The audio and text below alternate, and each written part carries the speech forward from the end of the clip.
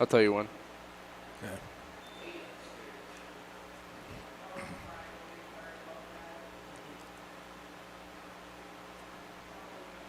Well, welcome back, everybody. We're back here at Klein Scott Field. Had a little difficulties with the live stream, but we're back here. It's the bottom of the first. And what you've missed right now, like we did get, I guess we got Haysville out. Basically, they got 1-2 outs, and then they did get a base hit, a walk, and then we got a ground out in the top of the first. And right now, where we're at, Ethan Guerra, our leadoff hitter, he got hit with a pitch. Then we had a strikeout by Jack Bell, but Guerra stole second, a wild pitch. He's at third base. So now it's Dalton Patton as he nicely hit that one to the second baseman, but that'll just be a sacrifice ground ball, and that will be a RBI. That's what we need. That run. That'll be a run for the run for the Rebels. Well, that's some execution right there. You know, he got the hit batter, then stolen the base. But I mean, we got him on third base, and then Patton executed that.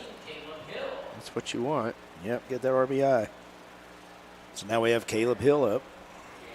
I think now I realize it. I think it only crashed right when it was our 2-hole. It was Jack Bell was up to the plate, and he it was a sacrifice, right? He moved over Guerra. Well, he struck out. Oh, he struck out. But Guerra stole. Oh, Guerra stole. Okay. Yeah, I know you were working I was on working it. on it. I saw Guerra's at second. I was like, oh, it was Jared head down that laptop trying to. Yeah. So now we got Hill. It's frustrating when that happens, isn't it? I mean, it's how you First depend on all this, but first time that happened. Yeah, it's the first time this season. We've had some tough times in the past, but this year's been pretty good so far. I think it's really just been. I think it was the live stream or the stream itself. Production truck, and not really the Wi-Fi here. The Wi-Fi here has been awesome. Yeah, for us. I tell you, I thank the Newton Rec department because last year it wasn't really great, and they fixed it. I mean, they talked to the internet service here, Cox Cable, I believe, and like I said, that's our first issue in it. Yeah, that's the first time that happened. So we want to bring this to you guys, all the parents and fans out there. And usually, both teams. I know they're probably both watching. Give us a shout out and comment. Let us know where you're from. So we fouled back from Hill. I know you're always interested in that, Jared. See where everybody's from, and yeah, it's pretty interesting. It's always interesting to see, see where people are from, like those analytics. Yeah. I did a podcast when I was in college, and it would tell us where everyone would be from, and we had a good amount of international viewers. We had people from Germany. Wow. Australia, one in Australia, which was kind of weird. Oh, you had them all over. I mean, we had some players from Japan. Mm-hmm. We've had, so it's pretty neat.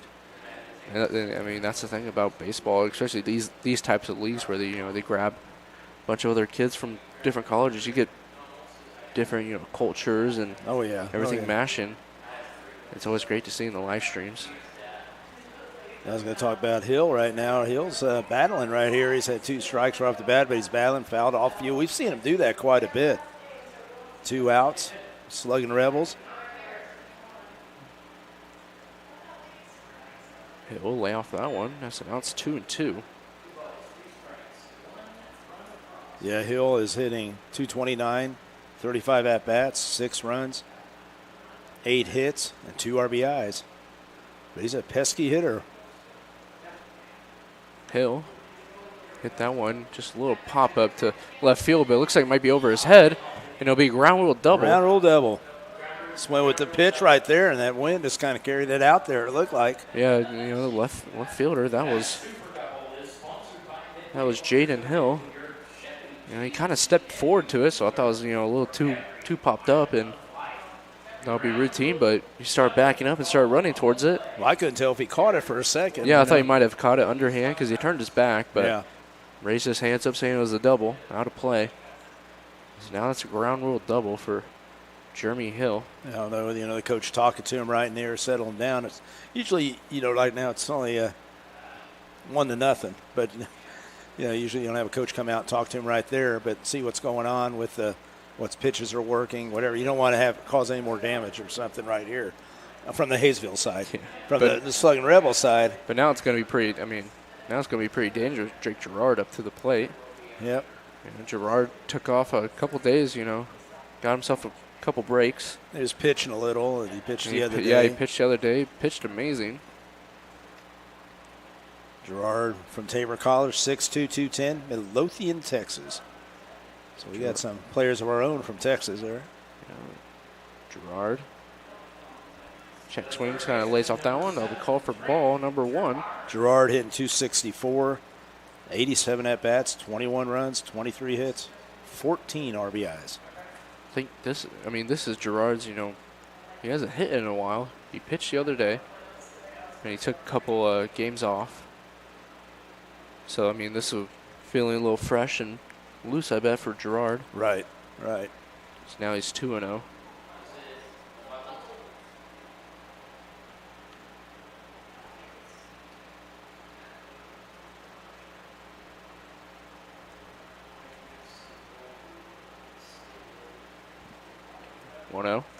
Actually, sorry. Now it's 3-0.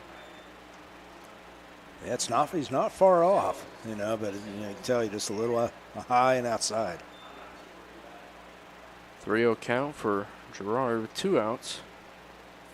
Gerard is Cavazzo gets Gerard to walk. So now runners on second and first with Connor Owens, who, quite frankly, he has been struggling at the plate so far, but he had the day off. Yeah. So we'll see. He had a couple of days off, actually work on his hitting, and sometimes you just have to take a step back. Yep. Maybe get in the cage, work on some fundamentals. Well, this will be a great bounce back hit for Owens right here. He'll swing at that first pitch, and it'll be fouled off towards the right field side, and it'll be out of play. Yeah, you never know if that wind, if it's going to bring it back. We've seen that many times, haven't we? This ball looks like it's fouled. Yeah, one of the days it was so windy that every time you open up a door, you can just hear the wind will just come in like crazy. Like I blow said, all our papers away. 1 count for Owens, and kind of trying to lay down that bat under the ball. That'll be 0-2.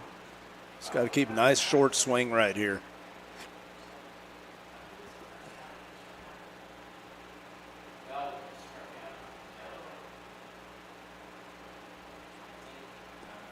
Owens.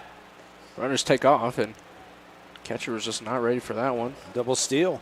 So that was a great double steal by the Sluggin Rebels, as now we have 2 runners now in scoring position. Now it's just a little base hit. Doesn't have to be anything big, just a little base hit. You got some speed out there. Great layoff by Owens. Now it's 2-2.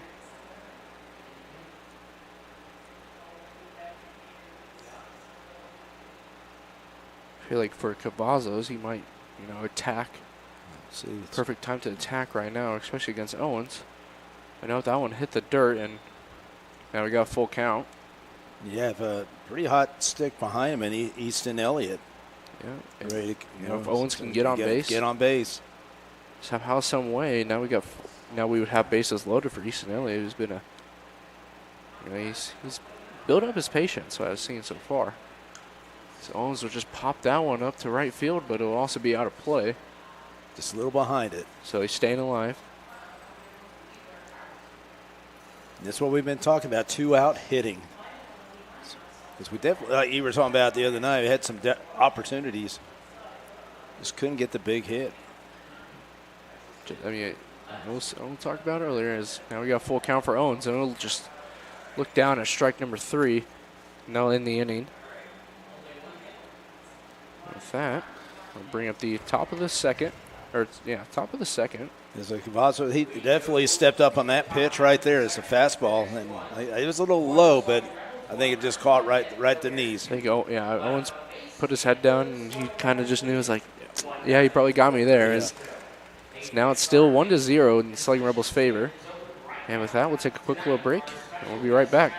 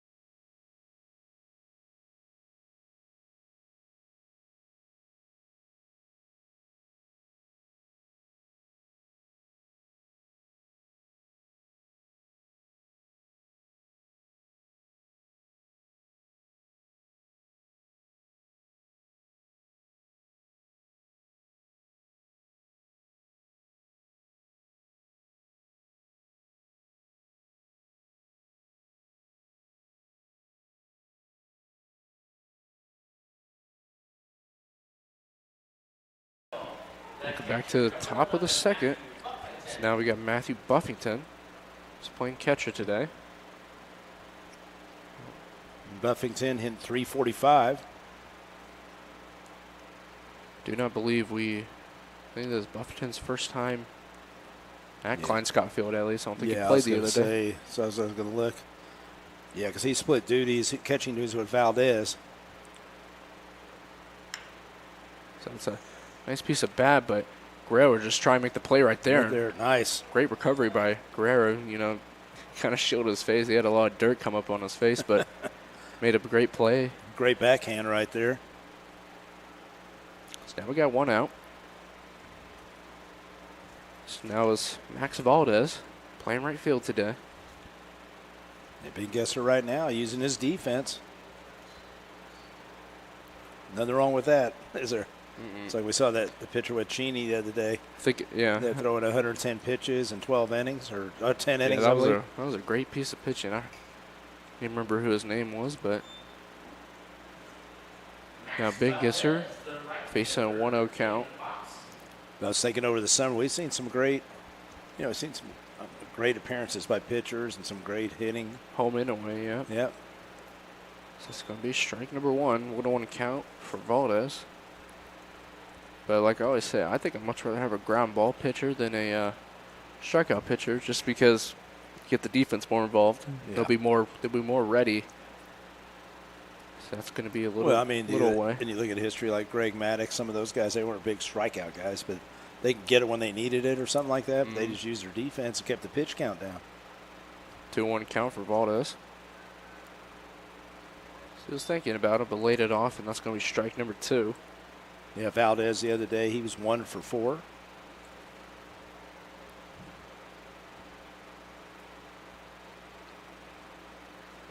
Ben Gisser.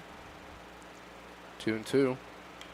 Gets Valdez to pop that one just right up to Easton Elliott, second.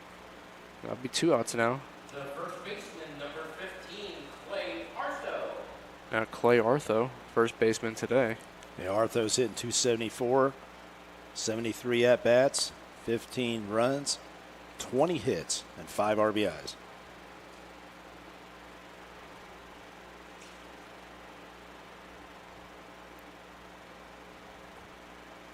Righty versus righty matchup. It's going to be ball number 1. Guess what, we got to focus up right here. We got the 2 outs last time. And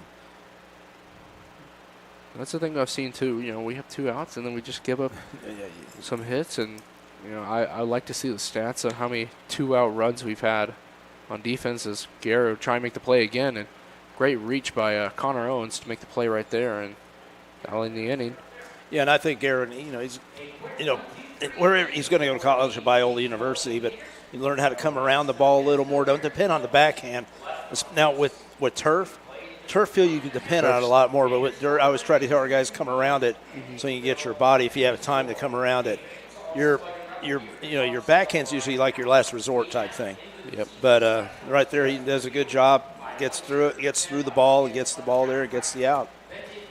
And with that, that'll bring up the bottom of the second as the Rebels look to keep their lead up. And we'll be right back.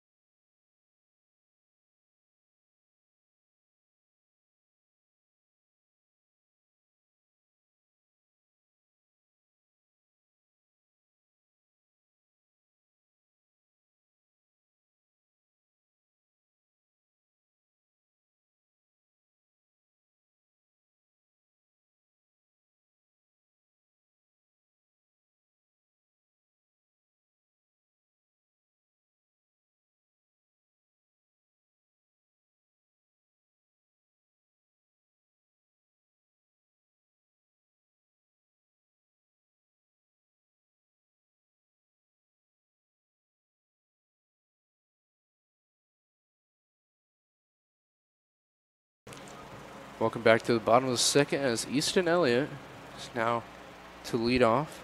He's the 7-hole today. Next 2 up are Brandon Harper and Tyler Palmer. which I enjoy. I think I like the play of Tyler Palmer at the 9 hole. Yeah, I think he'll be seeing more fastballs, and he's been struggling, like I said, with the stick. Great defense, though. Easton shows bunt, but lays it off. Well, yeah, I mean, look at third baseman's playing in the dirt back there. That's an excellent call. If he can execute that, he's on base. And that's what you want to see out of players, especially like Easton, who has a lot of speed. Yeah. You know, we always preach that, you know, utilize your speed that you have. Well, that's the talent. I mean, that's what you're blessed with. So now it's 2-0 for Easton. Elliott in 338. Elliott takes a nice little cut at that one. Take the big old cut. Yeah, that'll be fouled back. Now it's 2-1. Yeah, he's the type of guy. Like I had a talk with the team before, tell them the situation, what's going on the next week, and I said we just need our guys getting on base with our speed. We got a lot of speed out there. But you brought it out for it too, Jerry. I mean, speed's not any good unless you're on base. 3-1 now for Easton Elliott. Anything right here would be perfect. Get a walk, get on base. One spot, look for one spot. Yep, he was looking right at it. He wind up for that one. So that's going to be fouled back. 3-2. Full count now.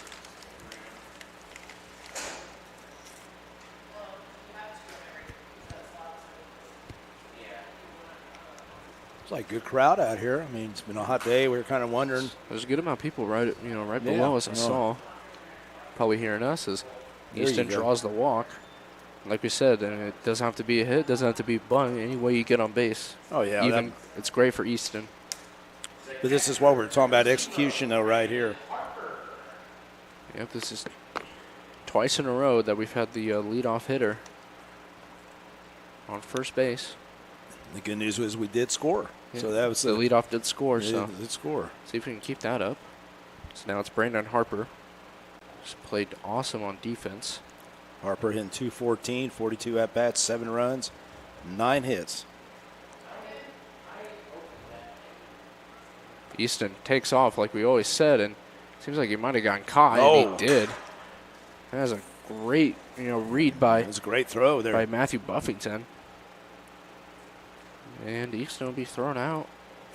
Being aggressive, be the first right out, but I mean, yeah. Now, I don't know if Harper protected him at all. No, Harper did not swing, but I think try to swing over the ball, try to protect him. I think Harper. Well, that was a low ball, so I think Harper thought he couldn't really recover, being as a catcher himself.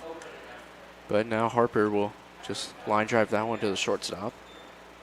Yeah, it's what we talk about. Just especially a 0-0 count, and if you're going to steal, protect that runner.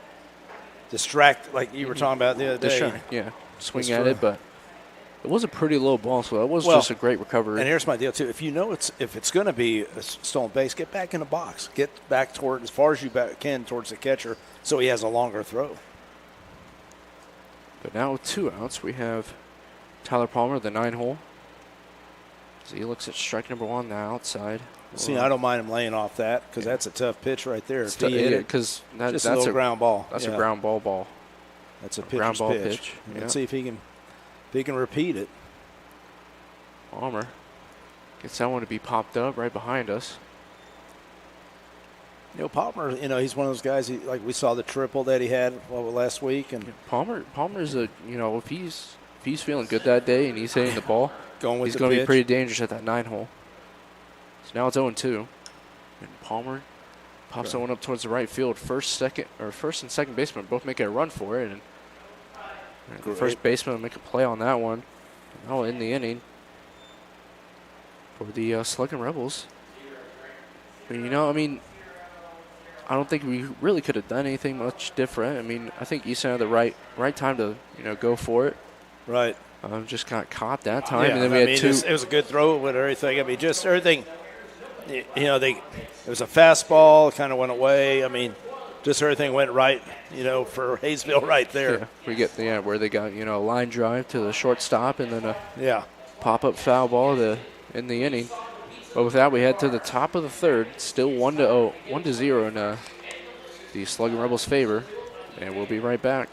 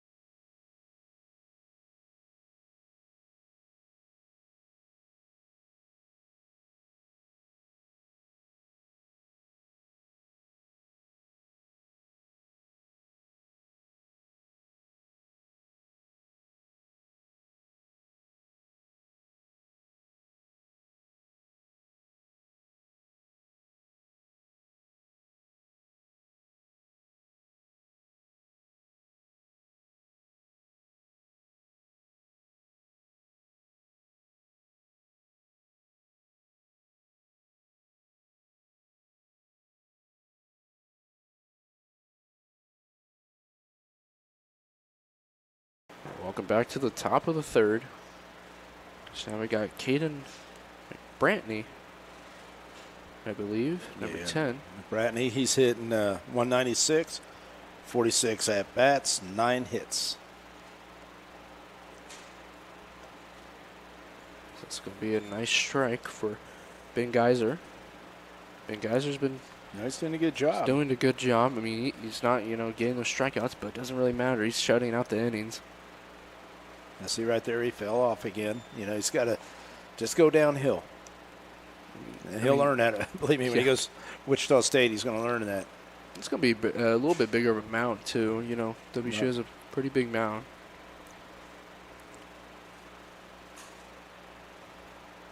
Geyser. So that's going to be popped straight back, and that's going to be out of play. And sometimes you make the adjustment. If you notice, he's on the left hand. His left on the pitch and rubber. He's hugging that left side. Yeah, and that's sometimes good to do with the runner on, but sometimes it's good to go on the right hand, more over there, so the ball comes across. I kind of noticed even on that foul pitch, he kind of fell off just a little bit to the left. But, yeah, you can see he is landing to the left side, but he also is bringing his body, forward, so he is balancing out pretty well. But when he doesn't, that's when the ball kind of. And it makes a difference. People, pitchers sometimes, and like I said, I think Coach Belfry at Wichita State will see what he can do on that, see if he make the adjustments. So that is a nice inside pitch, but it was nicely placed. But we called for a ball. Well, I think a lot of it's because he missed his spot. Because it looked like he was calling it away. And went inside. So it'll be a low strike. It'll be fouled off, 2-2. One hit for both teams, but the Rebels have the one-score lead.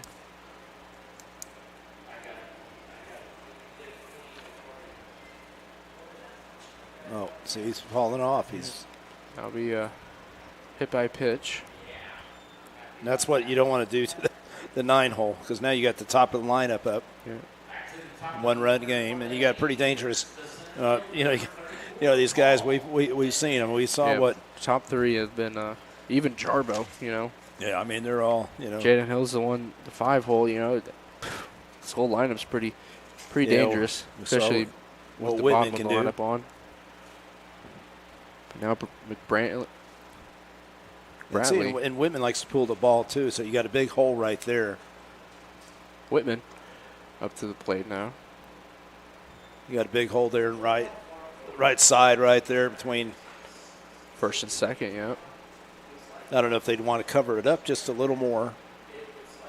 Well, you also got to think Easton Elliott's playing second, so he might be able to cover up that entire hole. Yeah. Just by himself. But now it's 1-0. But of course, Whitman also had some hits to the left side too. So, he spreads the ball around. That's what happens when you have a guy that just not a strict pull hitter.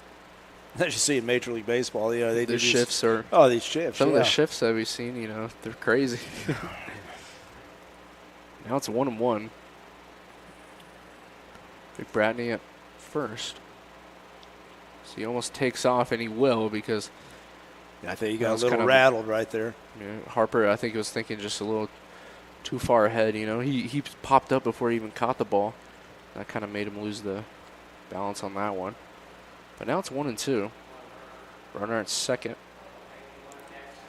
Like I said, Whitman probably looking to pull the ball here to get him over to third at least, but he also can get an RBI if he hits it in that hole. No outs with a runner on second. It's not an ideal spot right now. So that'll be a deep fly ball to center field. It might be over Palmer's head. Oh, wow. And it will. So that's going to be an error by Palmer, and Brantley's going to try and round home, and he'll easily stand up and score. So I think that's one thing. You haven't seen Palmer get burned like that. Yeah, that happened with the left fielder, first inning. Seems like the ball's carrying a little bit more than usual.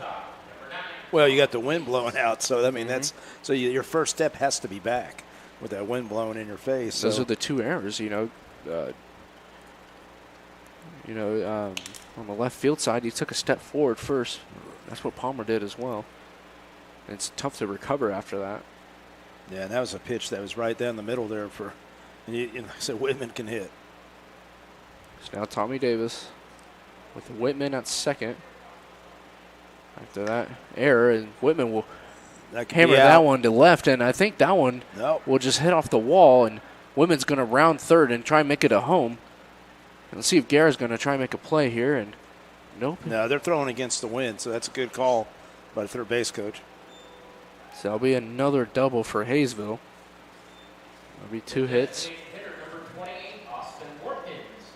And I was going to say, it's and you got to play him back a little because Davis does pull the ball. And we got Austin Watkins, the DH, and we're going to have a mound visit with the entire team, entire infield, see what adjustments they need to make right now. There's a lot of game left. I mean, there's no panic and everything, but this is second time around. You and I were talking about it. You start making adjustments against a pitcher. First time you've seen him, and then you go, okay, that's the first time I've seen him. This pitcher, next time, and think about all the at bats in between. That you've been watching the game. You look at other, especially if you're the 1 and 3 hole, you're going to be looking at 6 other people. Yeah. Go before you. By the time you get back up, you kind of know what he throws, what his pitches are, what to lay off. But like I said, this top of the order has been, very dangerous against slugging Rebels. But now Watkins, the designated hitter, man on second after 2 doubles. That's another guy that could pull the ball. But the thing is, too, we have 0 outs. So, I mean, if everything goes to plan, it's looking like it might be 3-1 for the Haysville Aviators. Now it's going to be ball number 1.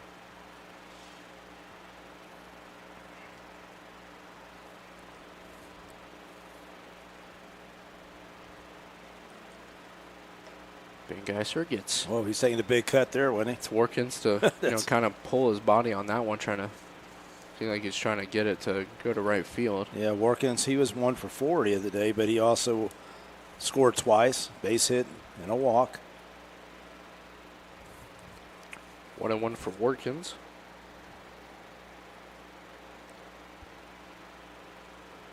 That'll be a little inside, but Harper's there to get right in front of it.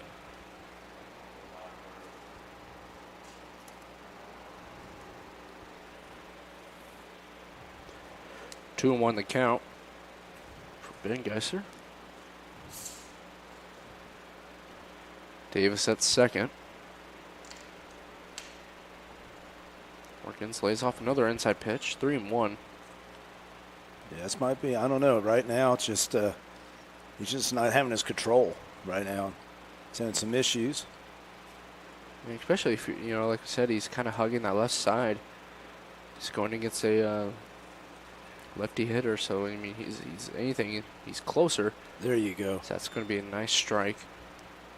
Making a full count now. And the thing is, we know that Watkins could go that way, whatever, but I'd still go after him. I feel more confident, even though away, even with the win, and I still think he can get him. Watkins, kind of desperate. I mean, that was kind of a staying alive swing on that one. Now it's still full count.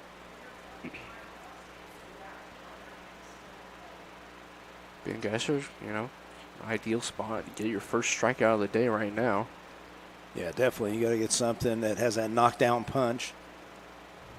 Anything to keep the runner at second will definitely help. As, like we said, there's his first strikeout for Ben Geiser. Seeing right there, everything was together. And I mean, you see the pop in his throw right there. It's that first strikeout of the day was sponsored by Pizza Newton. Newton out pizzas the hut. And now we got the third baseman, Alex Jarbo. And Jarbo walked his first time up. The other day he was 2 for 5. He's one that had let's see, RBI in the first game. There were the 3 runs that we were talking about. He had one of the RBIs right there.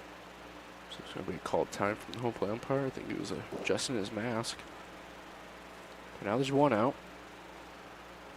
With a pretty dangerous, person up to the plate, Jarbo. He might get you that sneaky little hit or so. Ben Geiser. Yep, you can see, he kind of fell off balance on that one. And they're thinking about going home. And Harper's just there to. Yeah, Ben Geiser needs to stay fluid. You know what I mean by that? It's just like he's. But you can see him. He's falling off the mound. Yeah, you can see on the live stream. He kind of fell off that one. That's where that ball. Because when you're coming down and he's falling, that ball's gonna. Yep. Follow as well. So it's just consistency. I think he needs to, just keep working on. And again, like I said, I know Coach Pelfrey's going to be definitely working with him on it. Just get a rhythm. And like I said, I don't know. My advice right now is get over to the right side of the rubber right there, so he's not going off the bump, the left. Yes, nobody to see how he's flying off. Yeah. But that's also, it kind of looks, especially for a lefty hitter, it's a little distracting because then he kind of swings the ball over to the right side. He's falling to the left, but he's swinging it to the right side, and that kind of gets him frozen. So I can see that as being an advantage. That one's crushed towards left field, and they'll make the play on that one, but that will easily tag up Davis. Well, great execution. And now it's 3-1 for Haysville, but now there's 2 outs. Yeah, that was great execution, though, by Haysville this inning by moving the runners. Hit batter. Similar to what we did in the one inning when we scored our run there. But now we got Jaden Hill. And then it's getting the sac fly at the right time, the runner on third base. Yeah, and that's what that's what I was saying. Perfect. I think best case scenario, we walk out of here 3-1, and like we just said, is Owens kind of bobbled that one, but he'll make the play at first to end the inning. Ben Geiser didn't have the best inning, but I don't know. No, I think he needs to make some adjustments, and I think they'll be talking to him in the dugout. But that's something I just see. So when you see a guy falling off the mound, he's not balanced. He's not. Yeah, because maybe if he didn't fall off that mound, we would have saved the run or so. Right. So made him go to third base. But with that will end the top of the third, and we'll now head to the bottom of the third, and we'll take a quick little break.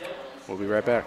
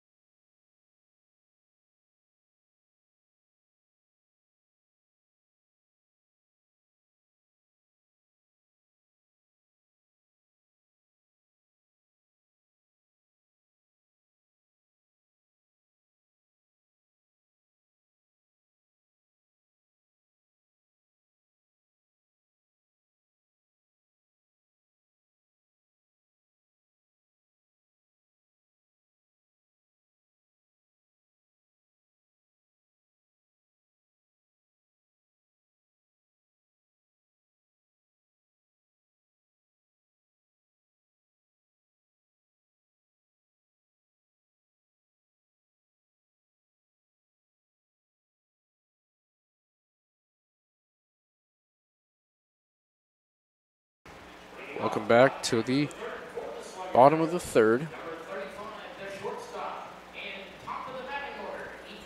So now we're back at the top of the batting order with Ethan Guerra. So look at ball number 1. Well, and that's the thing right now. The Sluggin Rebels need to take advantage of some, it's had some walks. So strike number 1. We have some walks, had runners second and third. We got to take advantage of those situations. Especially, I think other teams have in this series, especially. 1-1 for Guerra. Guerra will call timeout, and Cavazos will reset.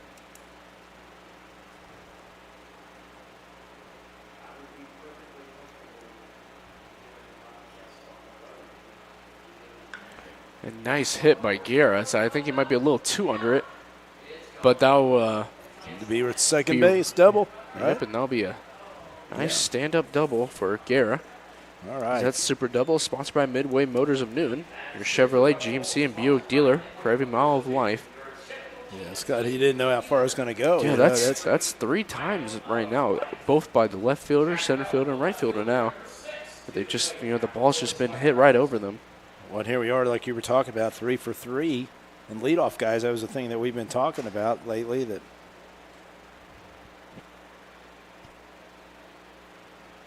we're trying to get the leadoff guy kind of a goal, so we've done that. Now we got Jack Bell looking showing bunt, but the ball's going to be way over his head. That'll be ball number 1.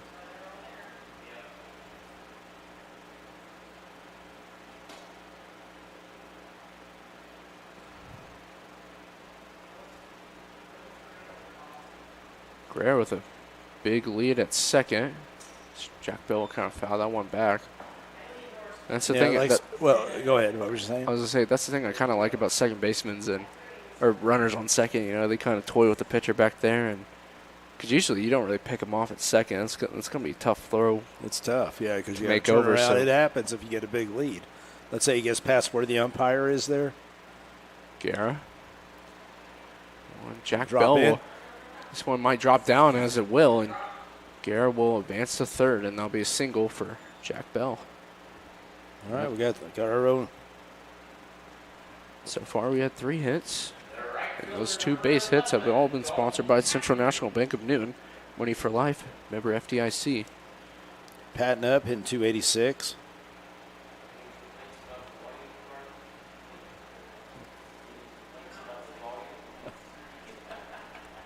So now it's 3-1, still in the Haysville Aviators' favor. I'm going to say Pat from Eastern Oklahoma State. Jack Bell would immediately take off, and that's the second time we've gotten caught stealing. But nobody's protecting him. Yeah. So that's going to be out number 1. I think they probably looked at that situation as, we probably could afford an out, but I mean, still pretty risky to do that. But now, Patton, he's been a great hitter. He's very aggressive. We've seen that. So I think the other day he was swinging at first pitches, every time, and I think he got on about 2 or 3 times from that. Right. Now he's facing 0-2 as that ball gets away, and Guerrero will just stand up and score for the Sluggin Rebels. Made 1-run game. So that's a 1-run game. That's what you need right now. Yeah, I'm just disappointed our hitters when it's 0-0 count, and I don't know. Like I said, they've been told to protect. Yeah, them. I don't know if nobody stands there. I feel like if you're third base or first base coach, telling the first baseman to run, you're gonna have to tell the hitter, hey, he's gonna steal. Right. This is something I don't know, because I know, like I said, they've got great college coaches, and I'm sure they were taught that. Now it's 1-2 for Patton. 1 out. This will be a nice hit, but just right to the shortstop. 2 down now. So now there's no runners on base. 3-2. Caleb Hill up to the plate. We made a 1-run game. That's what we needed, just to stay close.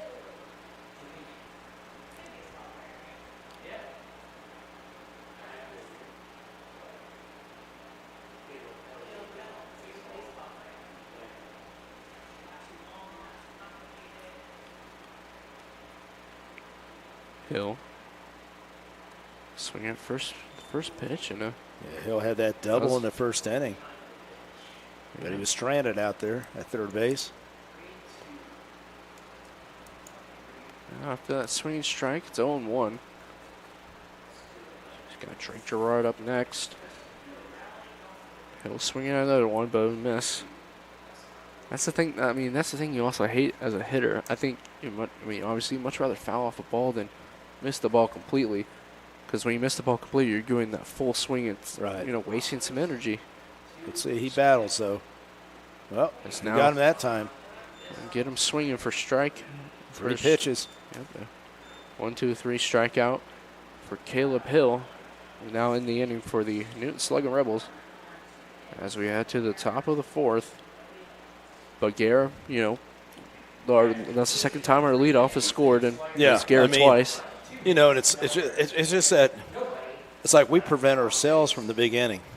That's what, because Easton got thrown out same place, and Jack Bell got thrown out. And I like the aggressiveness by, it's Coach, Coach Jones, Josh Jones. He's being aggressive, which I know, but I just don't think, hitters, and you don't want to do it every time at first pitch, of course, but when you do first pitch, protect them. Yeah, they might need to change it up now. Yeah, and you might have to change it if they're reading that, hey, this is. They're going to start running. I did that earlier in my career. I was doing that, and then a coach I knew goes, "You always run on the first pitch," and I said, "Hey, you're right," because they'll start figuring it out. So you got to change it up a little, and I'm sure he will. So that I don't think Ben Gisser is actually on the plate anymore. As it's not, and we'll take a quick break, and we'll be back with the new pitching change.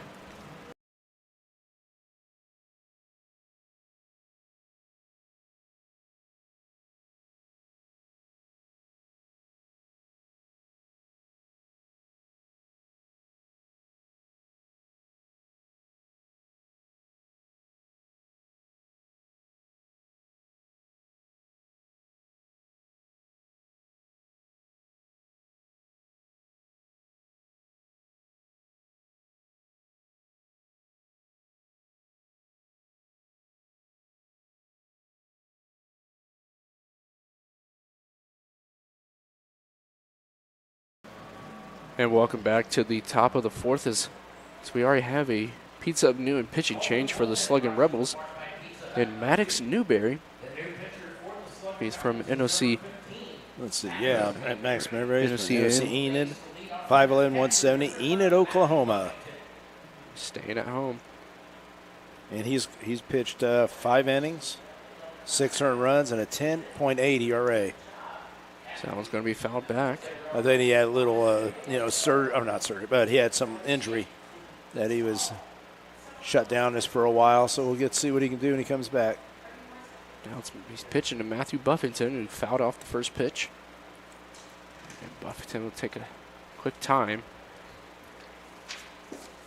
That's kind of weird. That was kind of a weird situation. It kind of took like a halftime. Break. Yeah. A little break. I mean, I thought I don't know. That was weird. But, it seemed like Buffington kind of stepped off, but then stepped immediately back in. Now it's going to be 2-1. Buffington, first at bat, rolled over to the shortstop. Good play by Garris, 6'3". Maddox gets Buffington to kind of swing at that high one. And Buffington kind of knew that was going to be a ground out. See, that was great right there. See how he came across the ball, came right to the ball, didn't sit back on it, came into the ball. Let his momentum take him. Good play by Guerra. I mean, those are great, That's a little, you look at that play because it wasn't hit real hard, but those are the ones that are kind of, they stop, kind of. They'll cut. They'll cut, whatever, and he did a good job centering it up. Yeah, you saw, right as Buffington hit it, he kind of just stopped at. He kind of stopped at home. He's like, it's probably going to be a ground out. Because he got him to swing, up here at his, eye level. Right. Now Valdez is up. Yeah, he lined out, hit it pretty hard right to second baseman Elliott. 1-0 count, I believe. That was a great off speed. So now it's 1-1. That's right up the middle base hit. Hit that right up the middle. Good job of hitting. Just went right with the pitch. Yeah, that'll be a base hit for Valdez. 1 out. Man on first.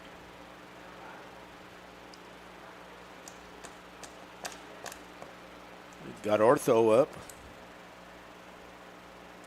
The first baseman, Clay Artho. Artho, he grounded out also. So Garrett's getting quite a bit, some action over there, ground balls. Could use one right now. 1 out. So that ball almost got away from. Yeah, Harper. See him kind of rush it right there.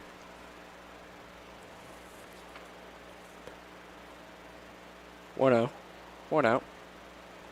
Man on first.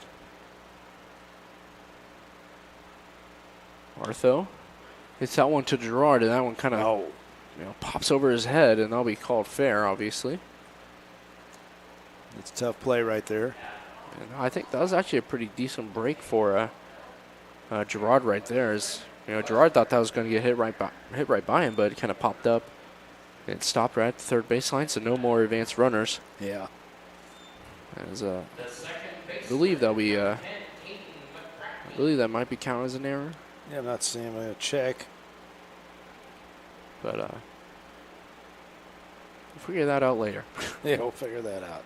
Now runners on second and first with bottom of the order. Hidden Bratney. 9-hole last time he hit him and he ended up scoring. So it's very dangerous. It'd be nice to get a ground ball, double play, get us out of this for the top of the lineup. And now it's 1-0 for Bratney. One runner in scoring position. It's just going to be another low ball. For Ardo, he definitely hit the ball hard. I mean, it was a hard hit. Yeah, it was an error. Kind of is an error for Gerard. Yeah, like I said, he hasn't made many. He hasn't made many this summer.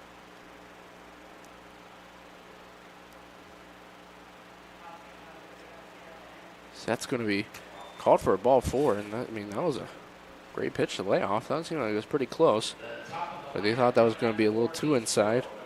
But now you got the top of the lineup, and like I said, Whitman's pretty dangerous. Whitman's been dangerous so far. Now he has bases loaded with only 1 out, so even a deep fly ball will score you a run. Yeah, and Whitman's the type guy, he can do it. So, but last time Mayberry played at home was against the Batcats on June 19th. Pitched two innings as it's going to be a swinging strike for Whitman. 2 innings, got 2 walks and got 2 strikeouts. And the trouble is, we're not scoring a lot of runs, so you got to figure out how can we stop people. That's the key. That's what keeps us in the game. We got an opportunity. 0-1 for Whitman. But if you can't stop, people, then you got to rely on your offense. 1-1 now for Whitman. Bases loaded. 1 out. It's just going to be out and away. 2-1. And like I said, we haven't seen a lot of Mayberry lately, so we don't know what he's at. I mean, you were talking about it. It's been a while. I think the last time he actually pitched was against the Islanders away, and that was on June 29th, I believe. So, it's been a couple, about 2 weeks. Right. So now he's 2-2 with Whitman up to the plate. Bases loaded, so you definitely want this strikeout. And again, this you still have Tommy Davis. Yeah, and that's what I'm saying. This is a game, it's about as we need to win the kind of game as we can have. Now we'll just get away from Mayberry. So now it's 3-2. Especially, you're going into the series against Hutch. So, this is definitely, especially in the seedings. 3-2-1. That'll be a walk for Mayberry. So I'll just score in. That'll be Valdes who scores for Haysville after that walk. And I got Tommy Davis, still bases loaded. Only 1 out.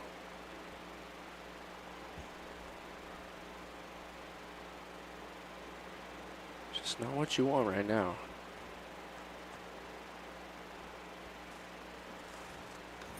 That ball almost gets away. It kind of gets away from Harper, but he's there to get in front of it and stop. But now it's 1-0. And again, here's that. We talked about you and I talking about the shutdown inning. We scored the 1 run and then gave it right back. Yeah, and it's some things you need to work on as a team. Doesn't matter where you're playing. Baseball, if it's college, summer, whatever, you want to be a successful team. Now it's 4-2 in Haysville's favor. Davis will fire that one towards the third base side. And usually that's a challenge, to your pitching staff, because you got to come after them and don't allow that. Don't allow. I mean, it's the guys aren't. They're trying to get outs. Pitchers are trying to get outs, but you can't have the walks and all that. You got to have the opportunity to, like you were talking about, let your fielders work. Now will be popped up to center field, and that's just another run. Great sacrifice. As will be safe at third, and they'll score. They'll score in Clay Artho. That's good execution. Get the long fly ball. You get the RBI. But, sometimes when you're in that batter situation, you just got to realize, you just got to think, how do I minimize the damage? That's how you kind of minimize it. You don't give up a home run, you give up either strikeout or fly ball. Right. That's what you're thinking. Well, and when you come to the plate, you go, what's my job right now? What am I going to do? And right there, I guarantee you that's what Davis. So that'll be caught by Guerra, sorry. And they'll end the inning. But now we head to the bottom of the fourth as the Haysville Aviators lead us 5-2. And with that, we'll take a quick little break and we'll be right back.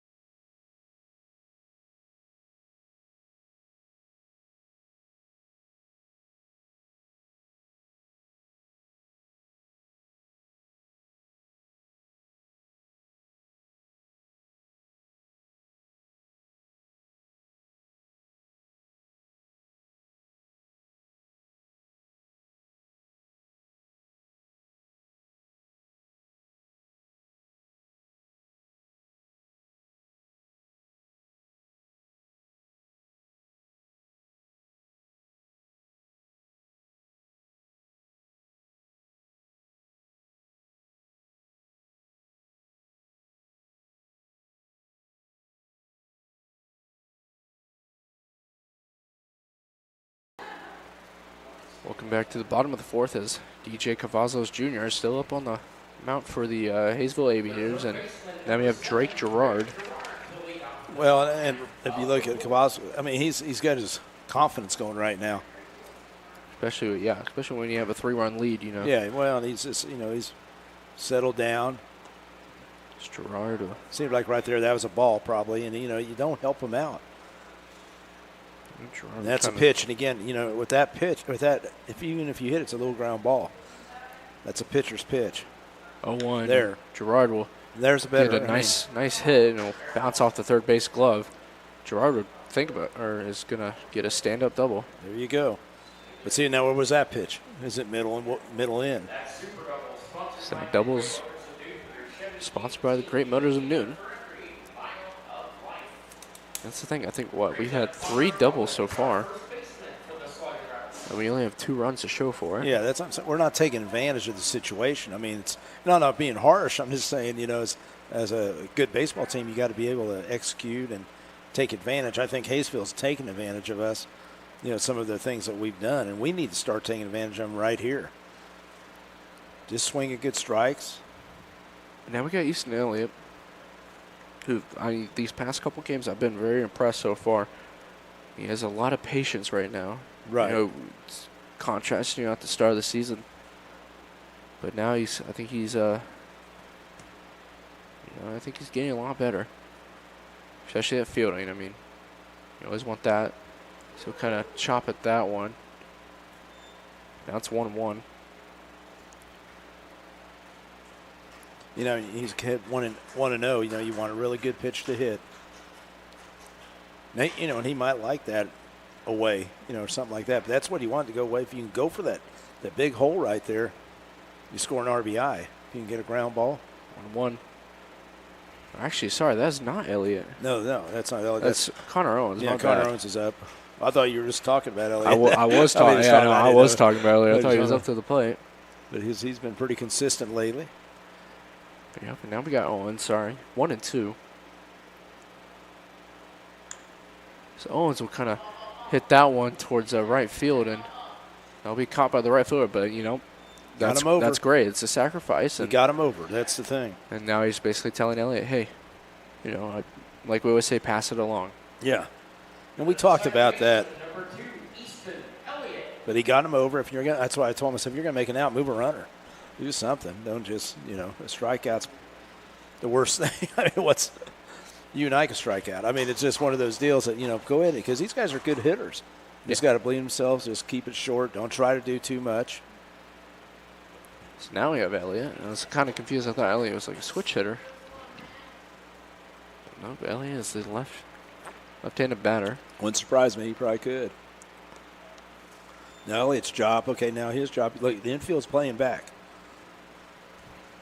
So even if it's a ground ball, you score a run. You can look at Gerard and see what kind of lead he's going, because he's getting a decent lead to where I think if Elliott were to, as this one's popped up to center field, and there you go. That'll be a base hit. Elliott looks back and makes sure Gerard's there to score. There you go. That's a nice little hit. So now he didn't overswing on that either. It was just a nice, easy swing. Yeah, that's easy swing. But now it's 3-5, and still in Haysville's. Now we got to have our bottom of the order. I mean, their bottom of the order's done a really good job getting on. The whole thing, if you want to be winning, up and down the order, like we were talking about Cheney. I mean, my gosh, they're bottom of the order. They're as dangerous almost as the top of the order, wouldn't you say? Yeah, and I'll get back to it after this one. They're good. That one gets away. But, looking at the subs, say, Harper or anyone, Palmer, anyone in, bottom order or anything where else, we have great subs. We got Schaefer, Dvorak, Young, Little, and Henry, come in and make need-be adjustments or so. But now it's a 1-0 for Harper. So that one's crushed to right field, but that'll be called foul. That was a great swing right there. Yeah, he just way inside, but he swung and he got some barrel on it. Yeah. Looked like a home run derby type of swing, Now it's 1-1 with Elliott on first. See, I don't know. Great to see Elliott. He didn't really steal yet. Harper. So he pitched away. Now that'd been tough if he was stealing right there. Yeah, because that pitch away. Pitch out, basically pitch out. Anytime it's up, that helps the catcher because catcher's already halfway up. He's up. He's square around and make the throw. When he's down in the crouch over there, then he's got to jump up. I think it was perfect time for pitch out, but now it's 2-1. That'll be a foul ball, and now it's 2-2.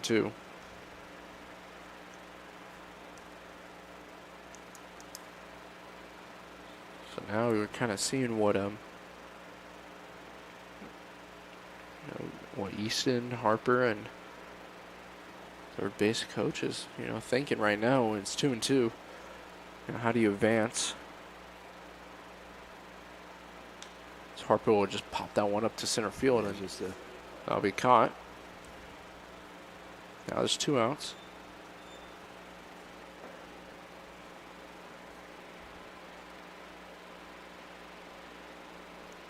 In your tough situation, do you steal? Do you try to steal?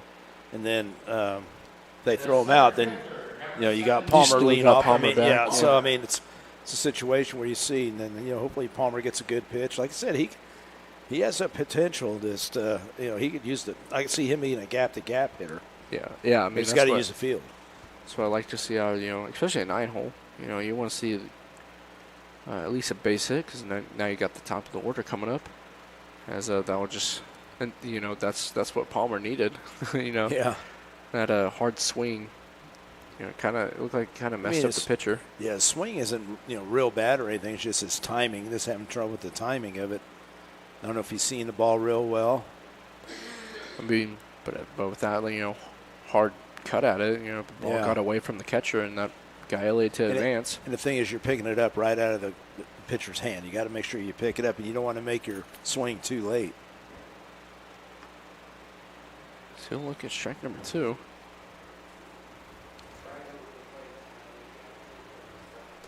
And I was about to say, I mean, if you're Elliott, you might be able to just get third base for free because you are facing 2 outs, 2 strikes, but so swing and a miss on that one, and there'll be another strikeout for Guevara. Well, we did score the run, so we're keeping it. We just got to figure out now shutdown inning right here. Yeah, we'll shut down inning, and then by the way things are going, if we get a shutdown inning, we score here, bring it a lot closer than it has been. But now it's still 5-3 as we head to the top of the 5th. We'll be right back.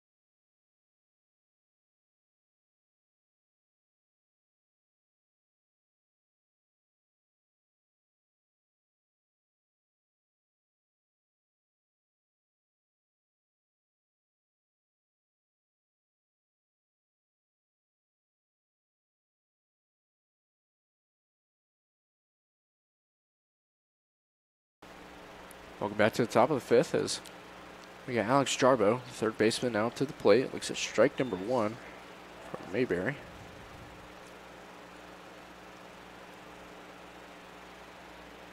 Oh, 1 count.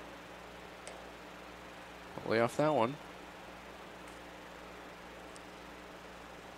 Like we said before break, we need a shut down inning. Right there. I mean, Jarbo right here, he's walked and he hit that sac fly in the 3rd. Jarbo nicely hit that one towards Jack Bell, and that'll be another base hit for Haysville. So now we got Jaden Hill. We know what Hill can do at a certain pitch, but he's 0 for. We're doing a good job with him today. 0 for 2. He's grounded out to second and grounded out to first base. Now we're gonna have a pitching or mound visit. Like a pitching change, maybe. I know. Had a couple of pitchers in the. Usually, when coach comes out, but we're gonna have a pitching change, sponsored by Pizza of Noon. We'll get some information as soon as he's making his way towards the field. As he comes on your stream right now. Let's see what it is. Seems like a pretty tall player. Can't really tell who the player is just off, they look about the same tall, skinny white people. I don't know. So now, let's see if he turns around. That was like Zach Gillig in a way. Yeah, I mean, that's what I was thinking. So we're looking for a 34, and yep, it is 34, so it is Zach Gillig. Zach's trying to hold him down. Zach Gillig coming in at the top of the 5th. Zach Gillig, an all-star. All-star this year, all-star many years. So we'll get some stats for him right now. But yeah, Zach Gillig, 6'2", 205 from Valley Center. He's born from Valley Center, Kansas. But this year, he's actually 1-3 this season. It's a 1.63 ERA, 8 games played. He started 1 game. He has 2 saves under his belt with 22 innings pitched, 24 strikeouts, 11 walks, and 14 hits. The call to the bullpen and pitching change is sponsored by Pizza Hut of Newton. No one. His last outing was July 13th at Haysville. He got the win on that one. Came in and got a pitch 1.1 innings. Only drew 1 walkout, only 1 strike, and 5 batters faced. Had a 1.64 ERA and 1.14 WHIP that day. Well, he's the MVP from last season. The Carl Hodges Award winner, and we will be awarding that this week. I believe Wednesday, the Carl Hodges, our last season game. And it's going to be interesting to see who it is. I know everybody's kind of got their votes in already. Yep. We'll find out Wednesday. But he was the recipient last year. Zach Gillig, Newton. Newton, Sluggin Rebels legend. He's been with the team for many years. It was a great catch by Harper on that one. Yeah, and he's quite a, you look at his story. Came out of Valley Center, and first he went to Friends, then he went to Pratt, and then he's now at Eastern Michigan. Gillig with the check back, and that just gets away from Owens. Yeah, Owens, I don't know why he backed away from it. Owens, kind of backed away from it, and, you got to try to stop that right there. But luckily that did, kind of minimal damage. He got him to stop at second. That's an error now on Gillig. But, that was the ball. I saw the ball coming in, but I thought he could probably stop it before it came into the runner. What's your thought on that? I think it was pretty unnecessary being a 1-0 count. Yeah. Especially with, Jarbo up. He's not really. Well, Gillig right there, he could have stepped off, just like you said before, just. With these foul territories, just step off usually. Unless you practice out here. But now it's 1-1. Hill kind of gets that one to popped up in left field, and Bell will be right under that to make the great play. And Bill using some range there. He got, kind of under it to where he could get some momentum if he were to tag up at second. But Watkins stays at second, and now we got Matthew Buffington, who has 2 pickoffs already at catcher. Yeah, he's done a great job. The one stolen base we got, he dropped the ball. So, he's got a very good arm. But as a hitter, he's 0 for 2. He's had some nice hits, though. I think they both shortstop. And so it was a awkward kind of swing. It looked like, yep. And it'll be hit straight towards Zach Gillig, and they'll move the runner to third, though. Okay, and so here we are at Valdez. Valdez had that base hit up the middle. Trying to not get that. That again as Valdez up to the plate. Runner on third.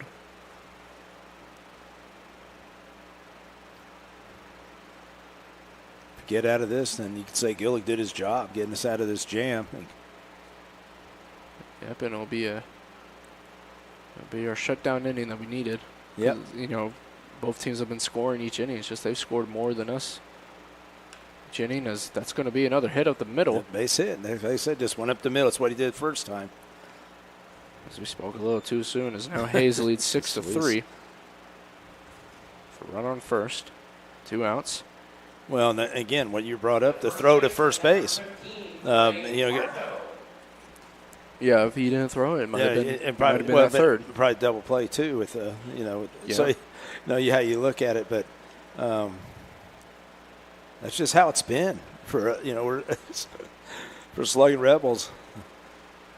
But now it's 6-3, and Harper, they're mislocating a little bit, and Harper's there to make the quick adjustment.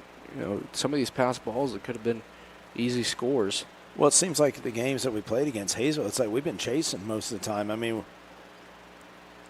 Zach's overthrowing right there. But the thing is, we're chasing. You know what I'm saying by that? It's like we're behind, we're coming back, except the game that we won. We were up on that one. They were chasing. They tied it up at 7, and that's when Gura had the big hit in the top of the 9th. The bases loaded. We won 10-7. 2-0. Get a little check swing strike right there. But other than that, it seems like, don't you think? All the game. We lost the first game 11-1, so you're definitely chasing. We've just been battling back every game, and you said. We're battling, but we just got to figure out how to hold them. That's going to be another. That's just going to they just slice. find it. There's just a little base hit. Slice right through the defense on that one, and that'll be another hit. 6 hits so far for Haysville, as Rebels now have 3 errors. And we're in the top of the 5th. Now we're at the bottom 9-hole. Caden Bratney.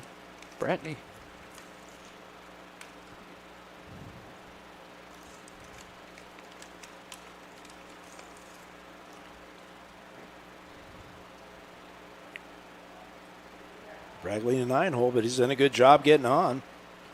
So lay off that one. Ball number 1. He got hit in the 3rd, and then in the 4th inning, he drew a walk. So he's doing a good job for the top of the lineup. The top of the lineup's hurt us. The whole lineup really has. They've done a good job. One runner in scoring position, as he'll call time on that one. That's a little late, but a little late to call time. That's the thing pitchers do not like, too. No. When they waste a pitch, they don't like that. And umpires, they don't always have to call it. They don't have to. They some guys are trying to throw out the rhythm, throw out the pitch like you were talking about. They don't like it. But it's good that you saw Gillick. He just went in and threw it. 1-0 still. Bratney will foul that towards third base line.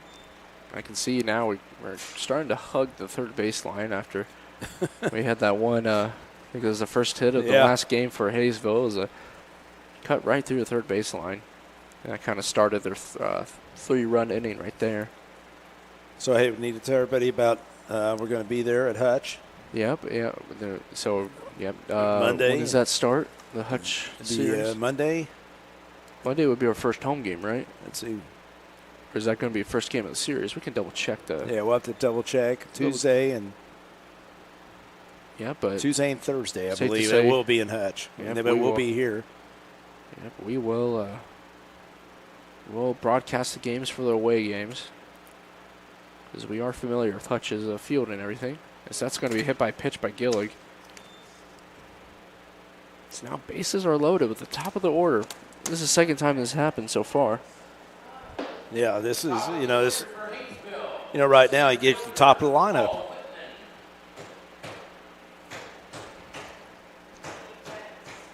Paul Whitman.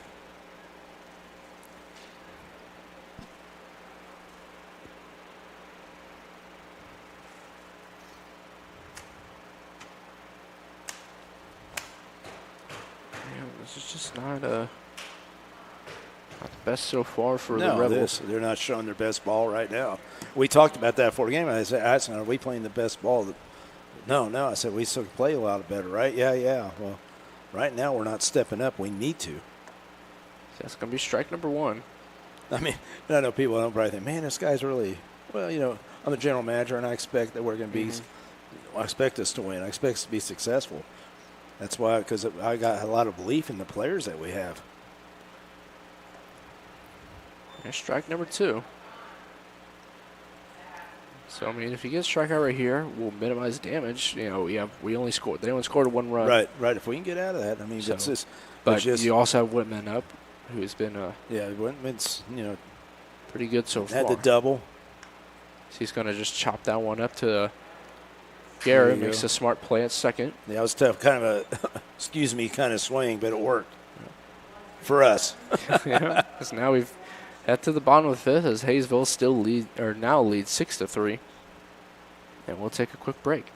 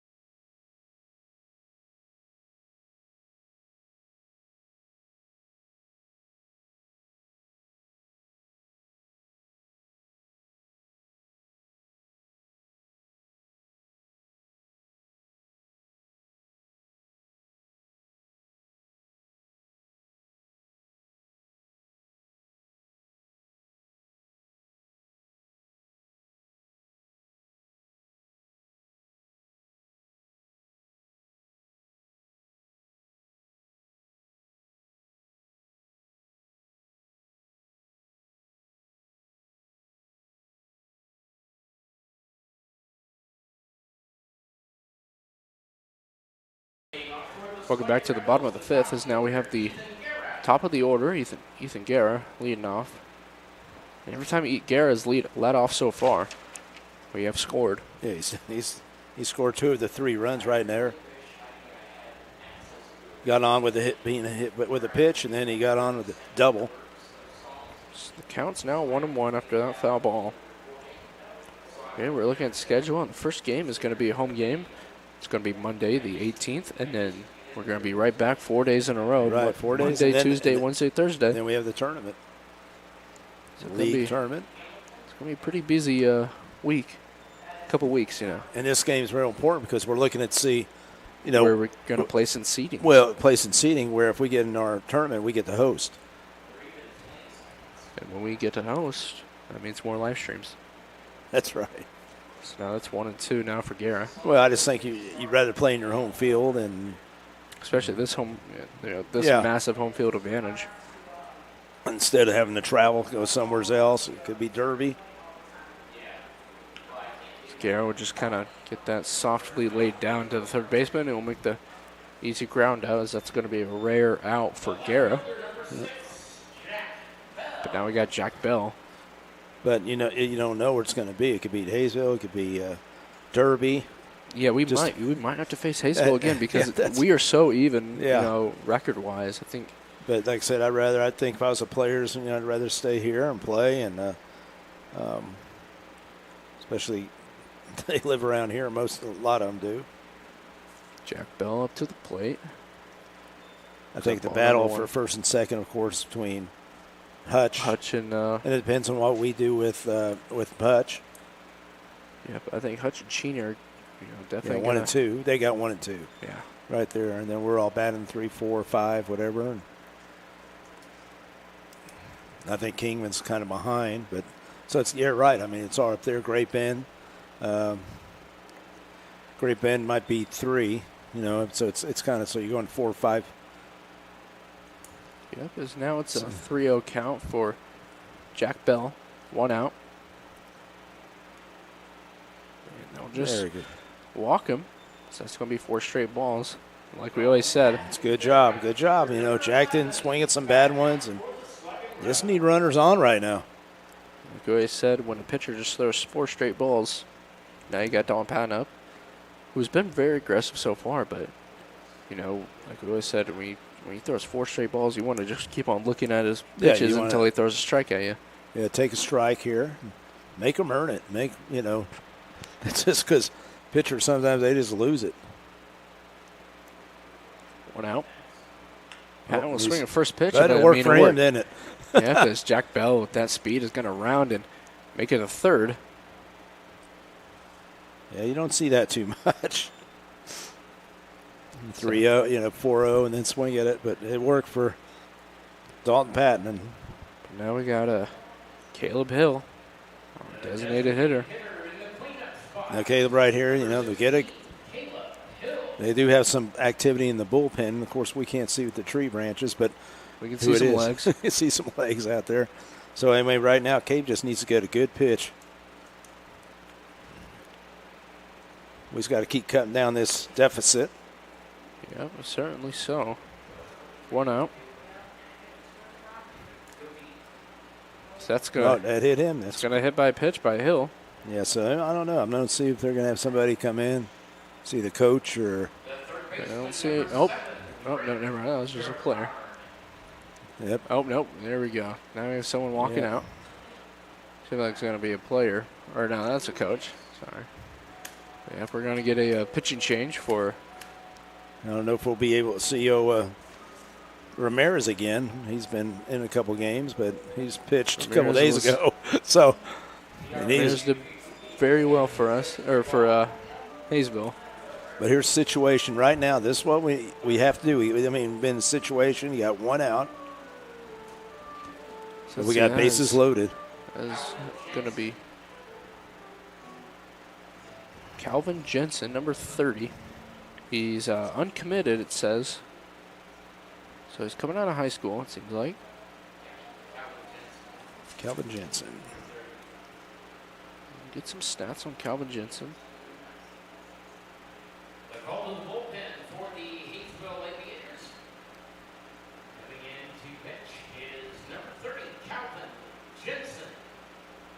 see, Calvin Jensen, 7 games. He started 2 of them.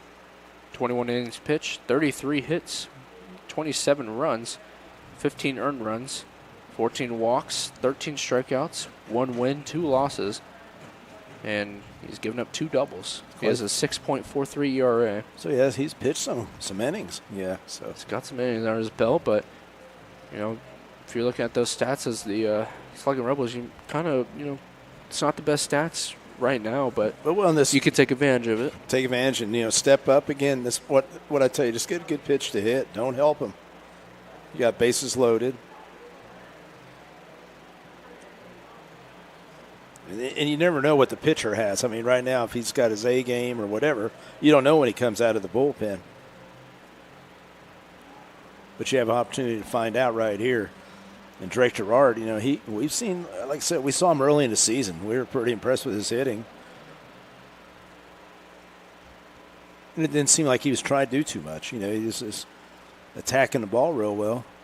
Gerard is the person you want when there's a runner on third and first. You know, he's going to, or now we have bases loaded. Excuse me. But still, I think this is the prime spot. You kind of want Gerard in. So we'll have the first pitch. A little high, ball 1. 1-0. There you go.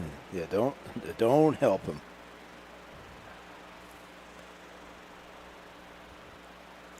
Gerard thought about it. See, that's good. Good take. But looks at ball number 2. This one we got to be smart. That's the thing I've kind of noticed. When we're patient, when the Rebels are patient, right, we get runners on. And then at that point, it comes down to execution. Yeah, and I hope he doesn't swing a 3-0 again. I mean, if somebody swing 3-0.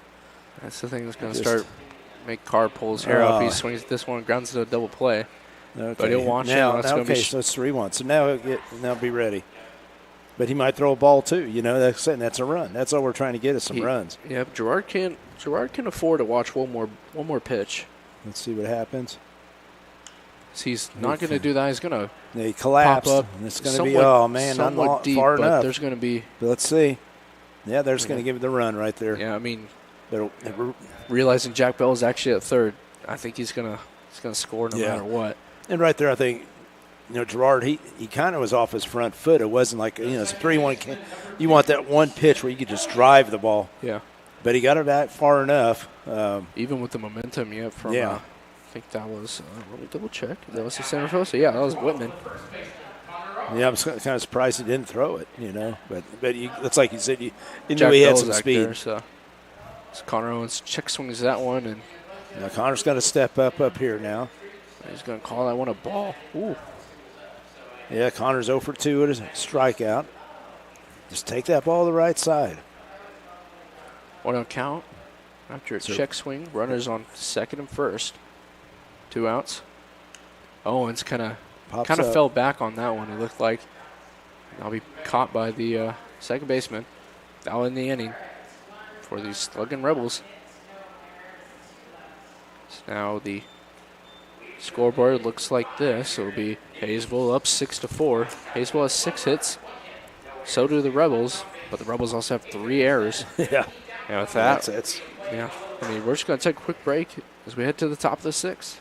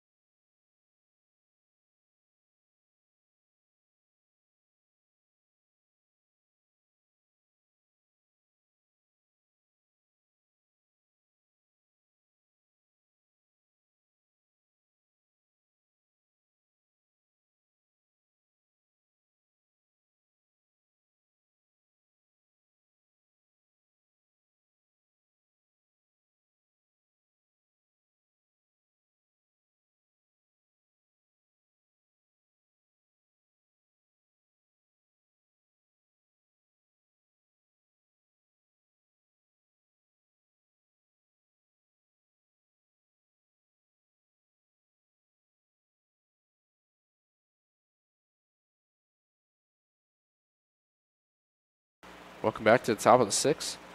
So now we have, believe, Tommy Davis. As he'll hit first swing, first pitch, and that'll be a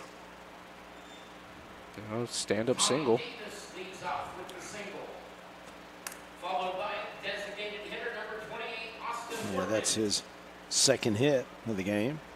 Now we got Austin Workins.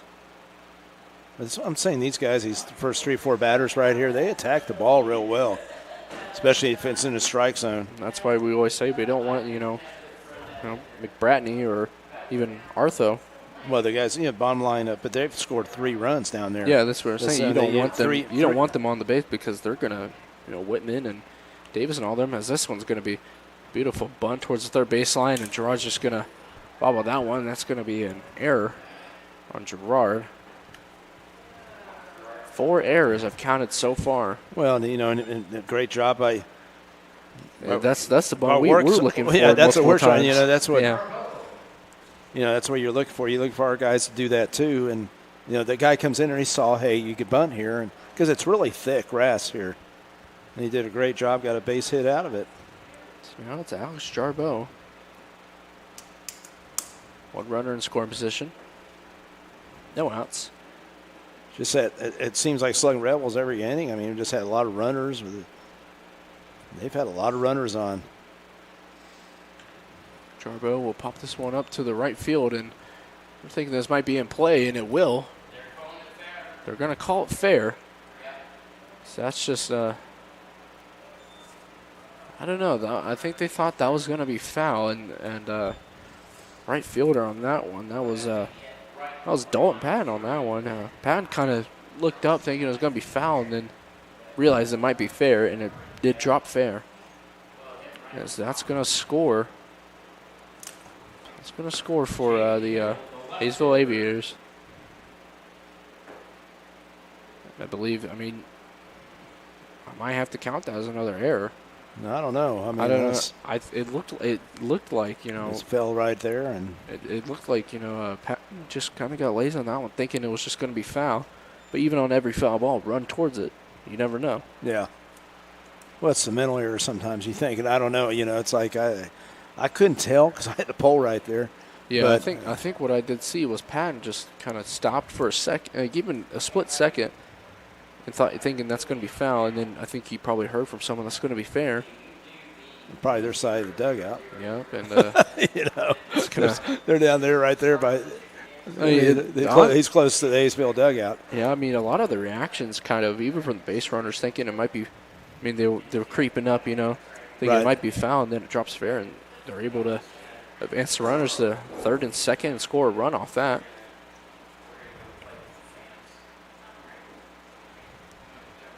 Now you got Hill. He'll strike out. There's that Gillick. Strike out by Gillick right there. Next to Gillick's the best guy we got with working out of jams. He's got a jam, he's made a jam right here to keep this at 1 run. First strikeout by Gillick, obviously sponsored by Pizza Hut of Newton. But you talk about the bottom of their lineup, Jared. I mean, they've scored 3 runs. The last 3 batters, 7, 8, 9, have scored 3 of the 6 runs, which means they get on base, and then the top of the lineup's hitting them in.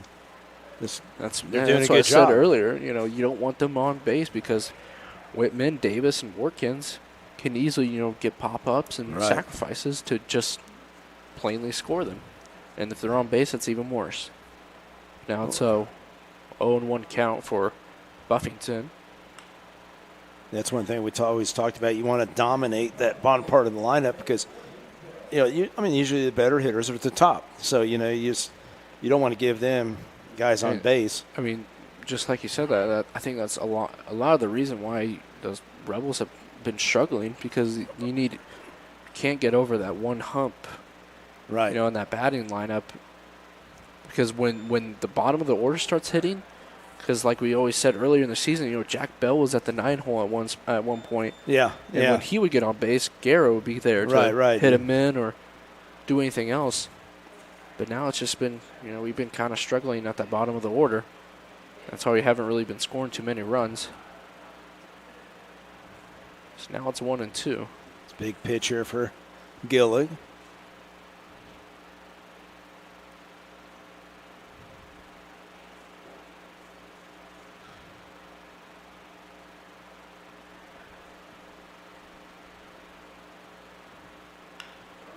Buffington swinging to that one, and that's going to score a run and advance the runner at third. That was great base running by the second baseman. Yeah, he went right on contact right there. Gets an RBI.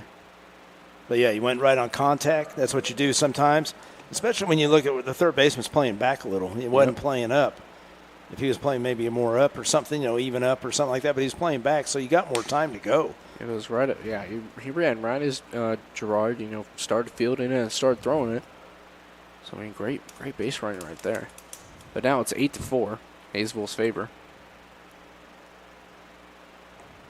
Now you got Max Valdez, who his his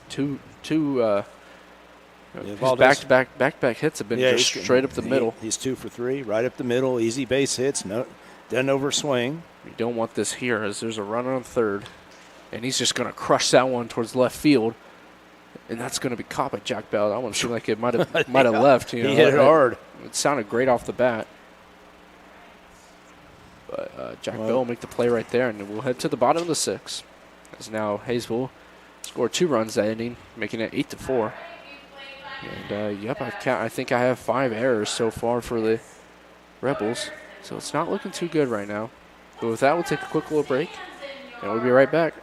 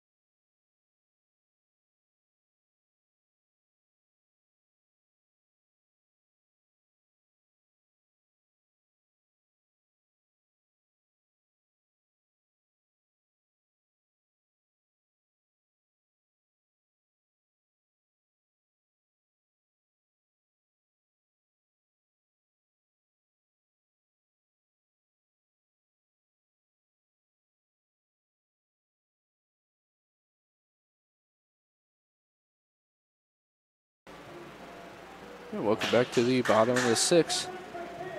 As our PA announcer is trying to get people to do the chicken dance with him. And trying to get the crowd going up there. And Craig and Heidi, they're doing it to get them going. I'm here to, Caleb Jensen's still out, or not Caleb Jensen, sorry, that is Calvin Jensen. Still on the mount for the Haysville Aviators. I was just going to do some quick numbers for the rest of the pitchers. Cavazos, 4.1 innings pitched, 6 hits, 4 runs, 4 earned runs, 3 walks, and 4 strikeouts. And for the Sluggin Rebels, Ben Geyser, 3 innings, 3 hits, 3 runs, 3 earned runs, 1 walk, 1 strikeout. Maddox Mayberry, 1 inning pitched, 2 hits, 3 runs, 2 earned runs, 2 walks, no strikeouts. Zach Gillig's on the mount for us. As Easton Elliott's now 0-2. Up to the play facing 0-2 count right now. That's a pretty quick 0-2. Elliott's, he's walked, base hit. Elliott will foul that one. It's going to be a deep foul ball. It's a right fielder line. Yeah, that base hit scored our 3rd run. These all monstrous foul balls are sponsored by Central National Bank of Newton. Elliott will kind of lean towards that one, and that'll be an easy ground out to the shortstop, and it will not be an easy ground out. No. As first baseman. His speed made that play right there. His speed made the shortstop rush, and the ball went up and away from the first baseman, kind of tailed away. I think honestly what might have happened is Elliott. Yeah, I think the wind from Elliott might have scared the first baseman, thinking he's going to come up pretty quick, because that's going to be an error. I believe that's the first error. Yep, that's the first error Haysville has. And they played a pretty clean game. I mean, that's the can't really say that about the Rebels so far. No, I mean it's just consistency is what we just lack, and if we could get consistent, we can make a run. And that's just going to be popped up by Harper. shortstop will make the play on that one. So now we have one out. Right now you're in a situation you're down 4. You need to maybe take a few pitches or whatever. Try to get on base. That's what we said. The more patient we've been, we're gonna have a pinch hitter for Tyler Palmer. Dvorak. And here comes Dvorak. So that means Dvorak will be playing center field as well. It's not a bad person to have out there. I think he can play about anything. He's such a good athlete. So Dvorak rocking the blue helmet with the red jersey. Tabor blue, I think. So he looks up ball number 1. That's a little inside. But now you got Easton Elliott and Easton Elliott first. Dvorak will pop this one up right side, and the right fielder will make the play on that one. That was a lot closer than it looked like. Now we're at 2 outs. Just like I said, not showing the patience right now. I don't know why. I don't know. Especially because I don't know. Is it that's they think that's their pitch or whatever? I don't know. But you're 4 runs down, so you got to be patient. We need runners. Yeah. So you're also trying to get those those kind of over the heads of the infielders, trying to advance Easton. Especially with 1 out, you want to try and get those kind of cheap. I think as a good ball player, these are all good ball players. You could take a strike. You could take one and still be a good hitter. Guerrero found that one back. Already facing an 0-2 count. Yeah, and this, like I said, he's done a good job. He's coming in there throwing strikes. So you're right around the strike zone. So he's going to throw strikes, and that might be some of their their mentality right now. He's coming around the zone. He's going to give you a good pitch to hit. They still want to make him work. Guerrero lays off that one. I think that hit the catcher in the no spot. We'll take a little breather. Want some water right there. Some water, yeah. So, we can talk about the game. So, what's your view on it? For the people that just joined us. Yeah, but for the people joining us, I'm Jared O'Leckner here with Carv. And, but, I don't really know, we always say this every game, but execution. We get the people on base. But, well, we started out, we had the 1-0 lead. And then, let's see, they scored 2 runs. Yeah. And when it's 2-1. Yeah, the scoreboard layout has been for Haysville 0-0-3-2-1-2. For us, it's been 1-0-1-1-1. So we got that going for us. We're at least scoring 1 run every inning, trying to minimize some of the damage from the previous innings. Just been catch it. But that's how it's kind of been this whole season. Yeah, it's just and I know that's what you and I talked about because we've watched. We always bring up Cheney because they've been the division leader for how many years? They've won it, and I always watch them. I always try to watch some of the best teams, and it seems that they just keep coming after you. And if you give them a big inning, if you give them that opportunity, they'll get a big inning off of you. And sometimes we're not taking advantage of it, and it's tough. It's just tough that we got some guys that just. I don't know, it seems like some guys are struggling all at the same time. Then you were talking about like earlier in the year, and it's funny, early in the season we were talking about, remember how it takes like a couple weeks to get used to wood bats. Mm-hmm. Well, now we're pretty deep into the season, and I always said that July is usually your best season. Best time of the season. That's what I was wondering. I was going to look up, maybe after this game, once we do hit one. But I was thinking, how long has it been since we hit, a home run? Yeah, no, it's true.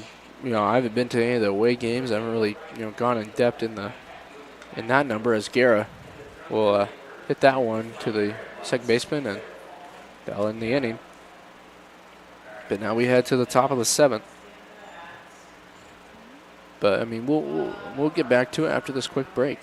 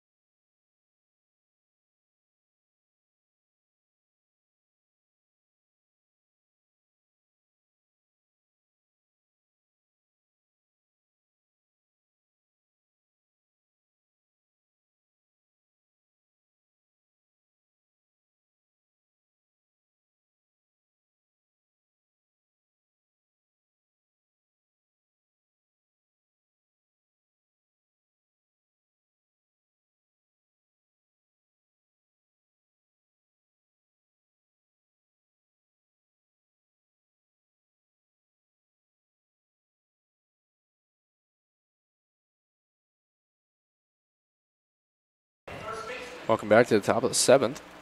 It's Clay Artho.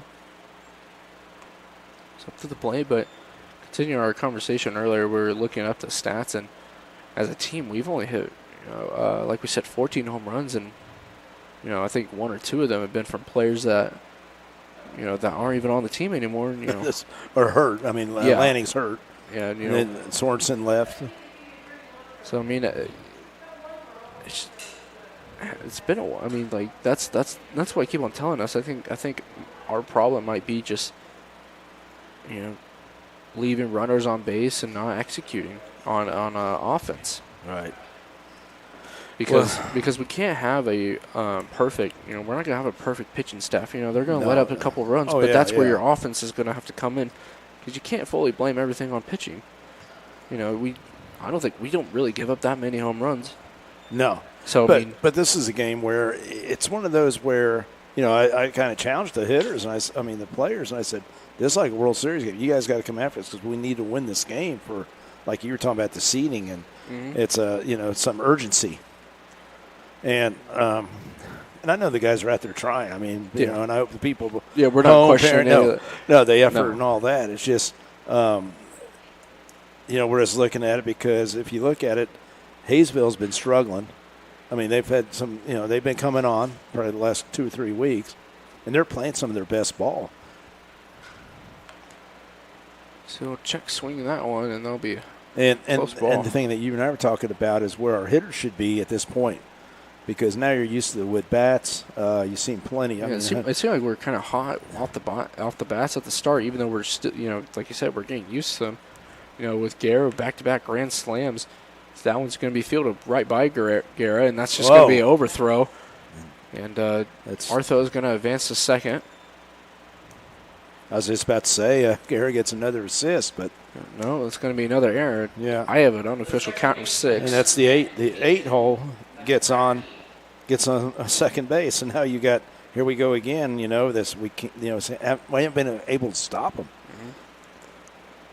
But yeah, I mean, and that's just a ground ball. So I mean, it's just making routine plays. It's focus or whatever. Like you may sound like, we're frustrated. Yeah, I mean, I think we have a pretty good team right now. Right. Like, perfect defense. We have a great pitching staff, and it's really, like we always said, it comes down to the offense, and we just haven't been producing. No, you got one of our best pitchers on the mound right now. Yeah, because that's going to be a nice ground ball to advance the runner, and that was close play at first. You'll get the out, but like we said, there's a new first baseman in there. Yeah, that's going to be number 5.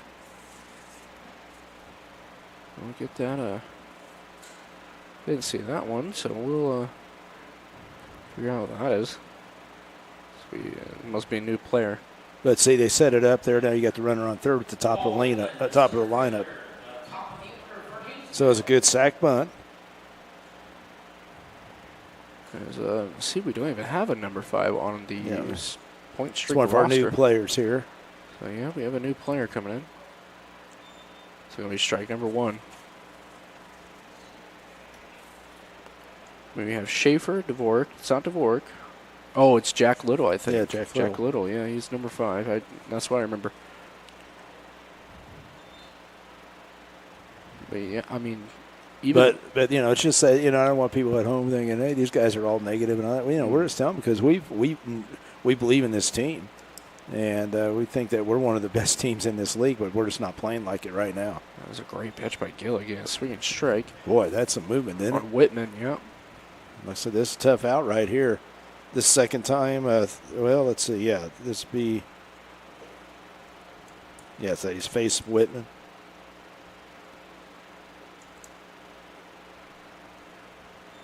Now it's 2-2.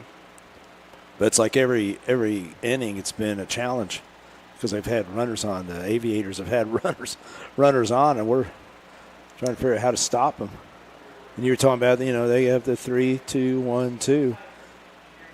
Now with a man on third, Whitman will pop that one back. Still 2-2. And Gillick's trying to keep him from hitting that sac fly. The infield is in. And what I've also seen is like when Gillick comes in, it's not usually as a relief. It's usually him trying to our bullpen, kind of. We'll keep the game close or something. But that's not really what you want to like put Gillig in that situation, especially like right now. It's not going to be too good right now for Gillig. I mean, because he came in top of the fifth after two of our pitchers came in. Right. I thought it was good time to call because you got to keep the. But it was kind of a situation, urgency game. That's a great line drive straight to Easton. He was playing just straight, right where the ball was. So now there's 2 outs, and that's going to be. Now they'll back up. Yeah, that's going to be a big break for Rebels right there with Easton Elliott because now we have 2 outs, so no more sac flies. Then here we go. Here we go with the 2 outs again. Now we got Tommy Davis, who has been, especially this game. I think he's 2 for 3. 2 for 3. Yep. Had a sac flies, had a double and a base hit. And he had it off Gillig. So that last, sixth inning. Well, like I was saying about Gillig, you don't want your reliefs coming in. I think we had Gillig come in one time in like the 4th or the 3rd, and we tried to get him to pitch the whole game. And I think that was at the Lobos game. Yeah, Lobos, and he did a great job. He did a great job, but you don't put that on your relief pitcher at all. So I mean. No, he went. Yeah, what was it? 5-6 innings, whatever. I think in. Oh man, yeah. But he went. And we got the win, and it was again in that game. He was. He was on. He had 5 straight shutout innings, I believe.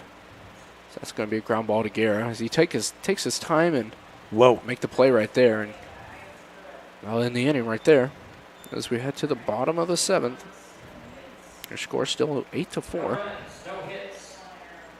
And the Rebels look to, start getting something going. Might need to start getting a. Well, and let's look at it. I think everybody needs to look at it too. Take a big breath, look back here. But whatever finishes, because like I said, we play the Monarchs, and I mean today they're beating the Cheney. They might be the 1 seed. I mean they're battling right now. It's I think Cheney had a 1-game lead, so it's going to be a battle, and depends kind of what we do with them. Well, however, once we get past that, then we have our tournament. And the thing is, the Monarchs, Cheney each have a berth. Yep. Then it's going to be Great Bend is going to play. They're not playing in the NBC, so it's going to be. So Great Bend's not playing? No, they're going to play in that other showdown. Okay. So they're already committed to that. So anyway, so you're playing and you're trying to get a berth out of that. There might be 2 berths. Yeah. Which we had 4 teams, I think 4. But then we had 4 teams last year in this league. So, so we got a lot to play for. It's just that we can't hang our heads. We got to keep going, start playing better, and have a chip on your shoulder and saying, we're better than this, let's play our best ball in the tournament or something. You know what I mean? Mm-hmm. And I think the thing you don't also want this late in the season, telling your team, hey, we need to make some more adjustments. It's not going to hurt them, but it's just, you would think by the end of this, end of this regular season, you think you have a good idea of what you want to do as a team. Saying this dude's going to be, he's going to be the one who advance runners, or this dude's going to be the one who. Right. And I don't think we have those rules just yet. And so we're still going to have to make more adjustments and everything. Well, there's a good take right there by Jack Bell. Definitely, Jack Bell. I think Jack Bell is going to definitely have to step up hitting wise, because he started off great hitting, but these past couple games haven't really produced too much. But well, he was player of the game last game, but he had the 3 hits. It's just. But even though yeah, you're right, but I'm more thinking. I know what more you're saying. Impactful. Right. Yeah, you can get all the singles and everything, but. And also, I think that's also because he's playing. He pops as one up to center field, but I think it's more or less him. When he was more impactful was when he was in the 9 hole, the bottom of the order, because he was that sneaky. Well, I think you're seeing a lot more fastballs. When you're up there at the top of the lineup, you're seeing breaking balls and all that. Like that looked like a breaking pitch right there that he popped up. Yeah. But now Dalton Patton up to the plate, and I've been impressed. I've been impressed with Patton so far this whole season. Yeah. No, he's been pretty consistent. I think he's gotten a little bit better on the bats, to say the least. He's gotten more aggressive, and that's what you want to see. But sometimes that aggression can, lead to like today we just because of our aggression we've gotten two runners caught already. Well, and I think you got two different the teams that you got a team there that Haysville, they're hungry. I mean, they've been playing hungry. Like I said, the last 2 weeks, you know, they're playing a lot more hungry. I'd say more hungry right now. Patton with that giant cut. Yeah. So now it's 2-1. Reggie Jackson be jealous of that. I mean, that's a big old cut, man. But like I said, just need to get you on base. But he had a 2-0 count. So that's going to be – see, that's what I'm saying. Patton, good. Patton with those long – like those hard cuts, they're going to steam right by the first and third baseman on those, those line drives because they're going to try and keep that ball in fair territory. Yeah, I mean, they were even playing no doubles. They were playing pretty close to the line. That was just a good hard hit. But that's why I kind of like the aggression because since he swung that so hard, that ball, the exit velocity of that ball is going to be if smoking. He makes the contact. Yeah, he's going to be smoking right at the first and third baseman. We've seen two balls just like that. Well, we're still in this game. We're 4 runs down. I always felt like you stay within 4. I mean, even a grand slam. You know, you're still in it. Yeah, you're still one hit within. My goal is always as a coach, let's get it 5. So that's going to be there you go. Nice hit by that was the Hill, I believe, and Patton's going to score. And man, yeah, geez, look at the speed. I haven't even noticed that Patton is very Patton, fast. As I said, this is the a base very path. fast team. Yeah. We just got to get on base. So now the lead's cut down to just 3. Now you got Drake Gerard. And we got Drake's got to step up and swing at some good pitches like he probably did earlier in the year. I mean, this is a great start to the inning with 2. I mean, somebody asked me about him the other day, and I said, he goes, "What's the deal with Gerard?" And I said, I don't think anything. No, I don't think it's anything really mechanical. I think it's just pitch selection. Gerard looks at a ball away, but yeah, this is a great start to the inning so far. 2 Central National Bank singles, base hit singles so far, and so I said, like I said, but it's surprising because we fight. I mean, this team fights, and we'll come right back and we'll battle. Not going to give up. 1-0 count for Gerard. Jensen's still on the mount, and pitcher will call time, or catcher will call time. Do a little mount visit, morale check. We're going to try and fix the camera. Let's see if pointing it down just a little bit more might help a little. Let's see if I can do it. Yeah, We'll double check, yeah. Yeah, I mean, it's not really helping too much. We're going to take a quick little break and try and fix the camera.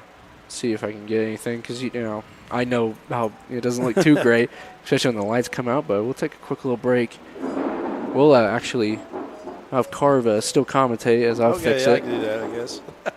I'll do that. I'll do a quick little overlay real quick. Yeah, sorry about that. Like I said, it's one of the things we're trying to get some new camera equipment, and so we've been trying on that. But here's the pitch, and then strike, like a little slider right there. It's 1-1 count. 1 out. We are at the bottom of the 7th. Down 3 runs. Here's the pitch. It's away. Ball 2. 2-1.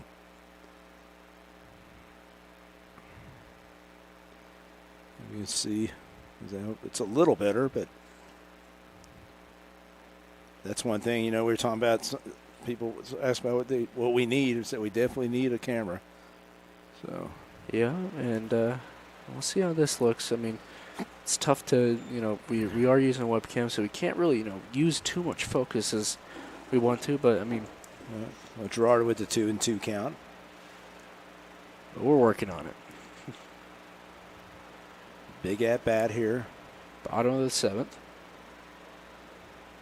8-5 is your score. Like you said, anything could happen here. Gerard looks at a ball number 3. And somehow if he gets a walk, then you get the runner. You got Hill over there in scoring position. So, I mean, anything could happen.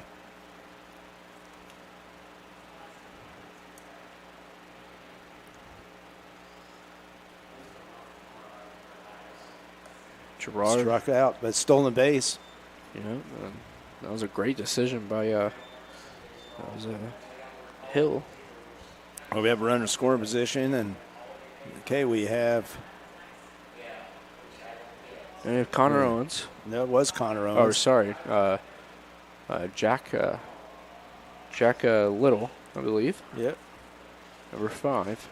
He's not on any of the point streak rosters or anything like that, so that's why we're kind of confused when he subbed in at first. Well, we need to get our updated roster too together. And Player for the Sluggin Rebels, Luke Lanning, number 5. And I think they announced Luke Lanning. Yeah, that's not Lanning. That is not Lanning. Well, that's going to be low pitch?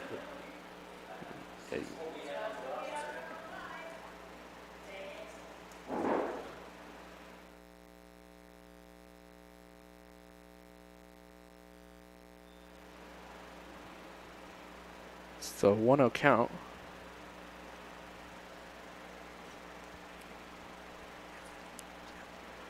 So we do believe it is Jack Little. I believe he was number 5. Yeah, Jack Little. Jack Little. We're going to try and, Little. So I knew we had 2 Jacks. Yeah. It's Jack Little. We had so many Jacks when he first came in because we had Jack Bell, Jackson Young, and then we had Jack. Good take right there. Number 5 is Jack Little.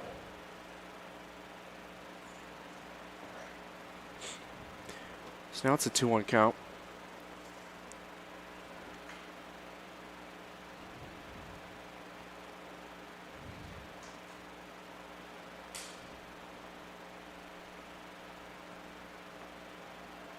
Look at strike number 2, and you thought it was Jack was. He threw the bat, and the umpire usually, guess what? Strike. That's what they're going to call. Yeah. It's 3-2 count. Now it's a full count.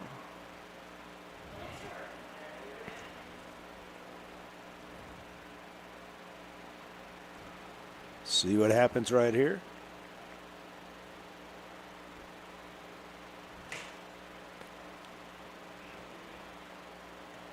Jack would just kind of swung chase the ball at, for. Yep. Kind of chased at that one. That'll be a strikeout for Haysville. Now in the inning. So we head to the top of the 8th. And unofficial right now. I think it's 6 errors compared to Haysville's 1, and those errors are going to definitely cost you some runs and some field positioning. But I mean, with that, we'll head to the top of the 8th, and we'll be right back.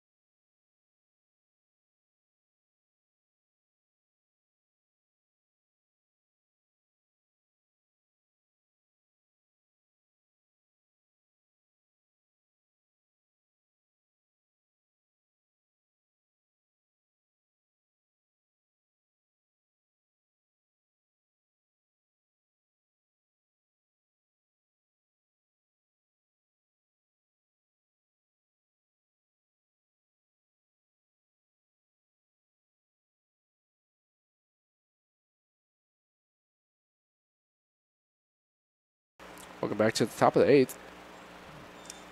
That's number 28. Yeah, Workins. It's going to be Workins, a 3-hole. Cleanup hitter is now to the plate. He's Swung 2 at for strike 4. number 1. Zach Gillick's still up on the mount. This is his second time to see Gillick. I like to see the number of balls to strikes on Gillick right now. It seems like he's throwing a good amount of. Gillick's not really known for throwing that many balls, but it seems like it's been pretty 50-50. Well, I've got 30 strikes, 13 balls. Oh, okay. I stand corrected. As Workins is going to pop that one up to Jack Bell, and Bell will be right under that and make the play. I'll be out number 1. It's the late swing right there in the fastball. Austin Workins brings up the third baseman, number 13, Alex Jarbo. Alex Jarbo. Yeah, Jarbo is 2 for 2. 2 RBIs.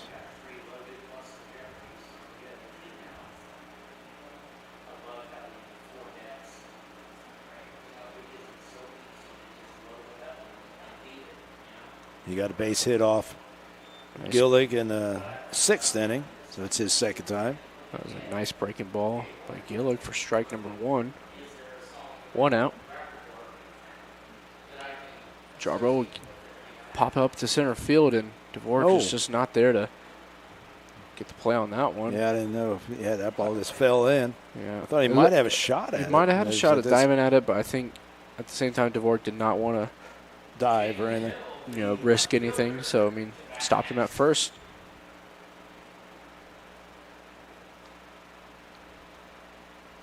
But now I think, my unofficial stat line right now, Haysville has 8 hits. We also have 8 hits.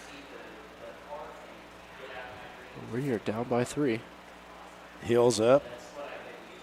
This is his 3rd time because when he came in, his first batter he faced was Hill, and right now he's 0 for 4 in the game. Shutting down Hill so far. But he can. Yeah, he can bounce back. So that's going to be a nice base hit by foul ball. Hill, but that'll be just foul. That was almost a great diving catch by Jack Little over there. Yeah, Little's playing pretty close to that line. Like I said, this time you don't want we call it no doubles. Yeah. Play close, and you should be playing pretty close on the lines. And we know Hill, he has that quick bat. He's from Vernon College, plays at Vernon. 1-2 count. And Hill just popped that one up. He's got some power though. Look at that. Yep, and Dvorak will catch that one. Great momentum catcher by Dvorak on that one to get 2 outs. 2 pop-ups and it's good communication out there between. So we had one hit and 2 fly balls so far. So great inning for Gillig right now to get another shutout. That's what we're always looking for. And Buffington right now is 0 for 4. You see, their hitters, besides Hill and he got hold of that deep ball to center field, and Dvorak's not going to be able to get to that one, and that'll just hit off the wall. That'll be a sliding in triple for Buffington. I thought it might have gone out there for second. Yeah, it looked like it might have gone out. I thought it was going to be out, but Dvorak saw that it was just going to hit the wall and try to make the play on that one, but that'll be another run for Haysville.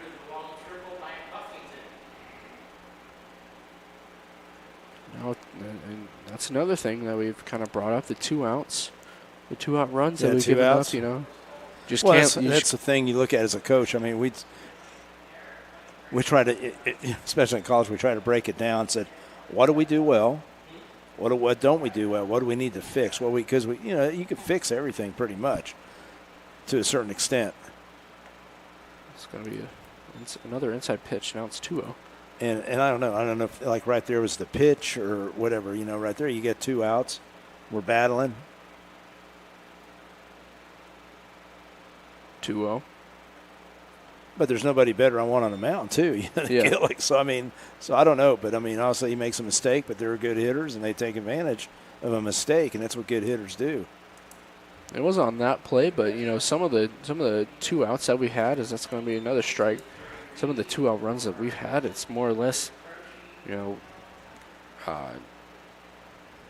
we get too far ahead of ourselves, thinking, all right, let's go to the dugout already. But you got to make sure you get that out, as that's going to be fouled.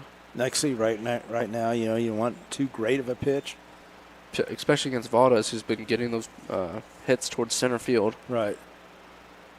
Valdez is 2 for 4. You want to keep Valdez's, you want to keep his pitches pretty low. And he's got the full count.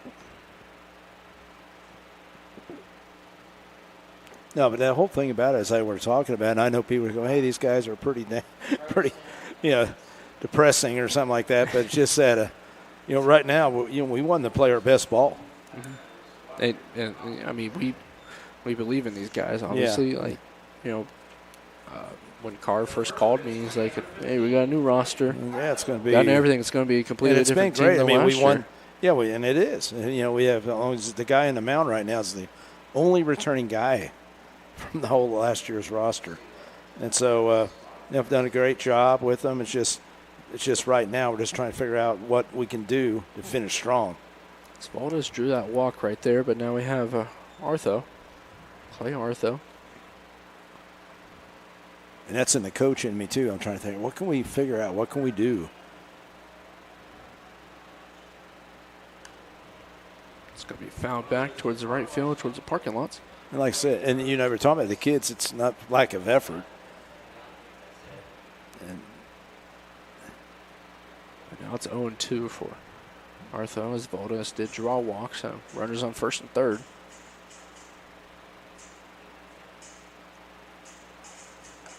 A check swing strikeout.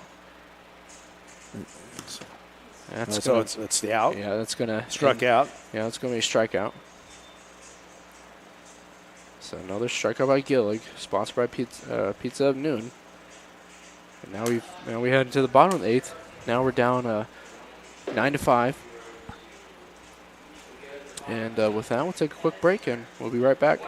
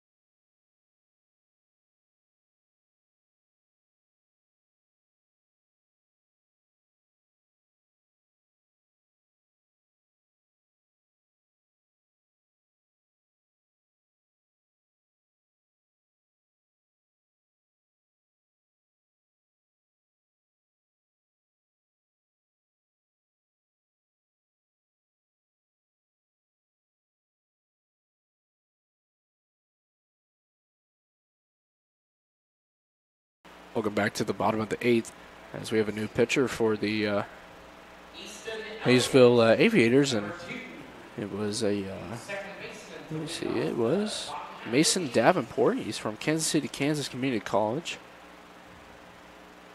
And now we have Easton Elliott. Kansas City Community College, huh? Kansas City, Kansas, yeah. I know the coach there. And now Easton Elliott's up on the plate. We've got strike number 1. So Elliott's done a good job. He's definitely one of the players that's really stepped up, especially the last couple of days, especially getting on base. Yeah, he drew, 3 walks the other day? Yeah. And he also got on base, so, like you said in your eyes, he basically went 4 for 4. Yeah. So now it's a 1-1.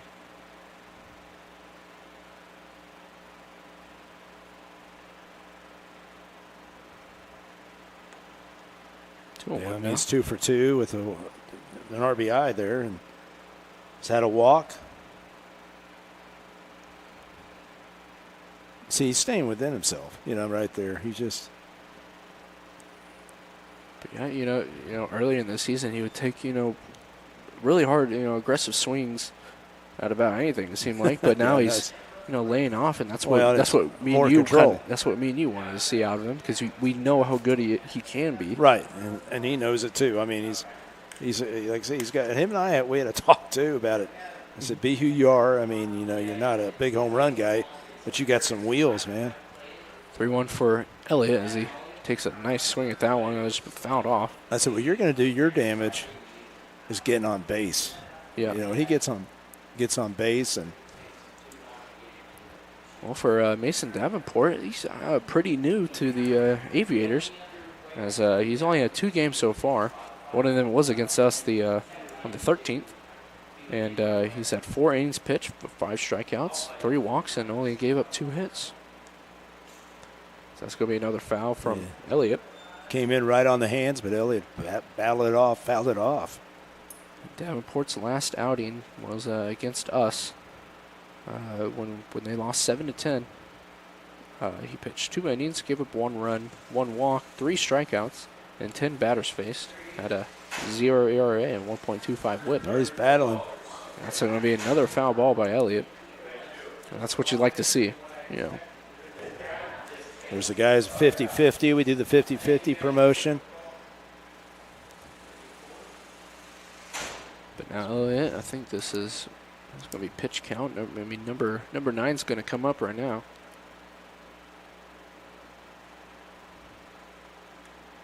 So check swing and good. Great layoff by Elliott.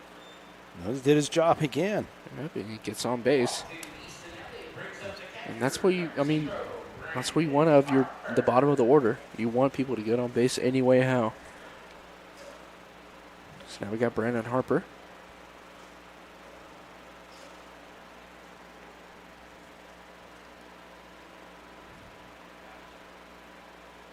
Yeah, he's struggling offensively. But great. I mean, great defense. Great defensively. I mean, the amount of times he's blocked a ball from. There you go. Little patience, then swing. I think that's his thing right there. Just needs to learn a little patience right there. You get ahead in the count. 1-0. Elliott at first. Harper kind of trying, take like a hero stance on that one, and it's pop that one straight up. It's going to be out number 1. But Harper hasn't been, like we said, he hasn't been too hot on offense. But man, his defense has saved us a couple runs. Yeah, right to say the least. But see, right there, you're ahead 1-0. We need runners on, and sometimes you just have to be a little more patient. Try to get this bases loaded. But now we got Micah Dvorak, who came in for Tyler Palmer earlier in the. I think that was the 6th inning, I believe. He's going to show bunt. Look at this. Now we got delivered us some enchiladas, it seems like, from our concession stand. And that's Miss Connie, and my gosh, man, we get fed well, don't we? Yeah. So now it's 2-0 for Dvorak, and this is what you want. You want to wait. And Dvorak in 339. I see he's a guy, he's not a home run guy. Just get on base. And then if he can get on, you never know. Dvorak, with Dvorak and Easton, right next to each other, that's going to be great. Well, and you don't know, it's fastball or whatever. You get runners at second and third. You score 2 runs. Guess what? Now we're back, 2-run game. You see, that's how you got to look at it. So now it's 3-0. But you got to have some patience in a situation like this. Let's see what Dvorak does here. So he'll lay off that one. That's going to be called strike number 1. He didn't like the call, but see, he made the great choice of just not swinging. But see, I'd take it again. Just because, right now, you just got to get runners. 3-1. 1 out. Whoa. Look at strike number 2. Okay, now he's got to, protect, and And, Mike. I mean, especially with Micah right now, he might be a little frustrated. Yeah. Because he's looked down 2 strikes, and they thought were balls. But he's doing a good job. I mean, that's. Look at strike number 3. He knew it. Now, I don't know. That was pretty close. It was a great strike inside. I mean, he started walking off before the umpire called it. Micah knew it right then. He's throwing his gloves. But you got to hand, you got to hand to the pitcher. Yeah, is Jensen or not Jensen? That was a Davenport. Yeah, Davenport sat there and he down 3-0, and then all of a sudden comes back and throws 3 fastballs right there. Fastballs right down the mid. So I mean, great start for Davenport, but now you got Ethan Guerra with Elliott on the base pass. So I mean, Guerra's known for hitting those gaps in the outfield, and that could, with Elliott's speed, he could score from first to home. The Sluggin Rebels have struck out, 7 times. As that ball gets past the catcher, he's going to try and sling that one, and wow. Yeah, which I don't know why. You don't. He's got the arm for it. So well, I know it, but you don't need to do that. You got 2 outs. I mean, right now you got a 4-run lead, but you also could have threw it away or something, and the runner goes to third base. Just hold it. Just. But now it's a 2-0 count for Ethan Guerra with Elliott at second. Next up is Jack Bell. Guerra will pop that one up to right field. Yeah, it's like it's a little too high. A little too high, and the center fielder make the play on that one. That would end the inning for these Sluggin Rebels. He was trying. It looked like he was trying to give it. It was very close. I mean, I think just a little bit too under it. But now we head to the top of the 9th. And now it's 9-5 for Haysville. And we'll take a quick break.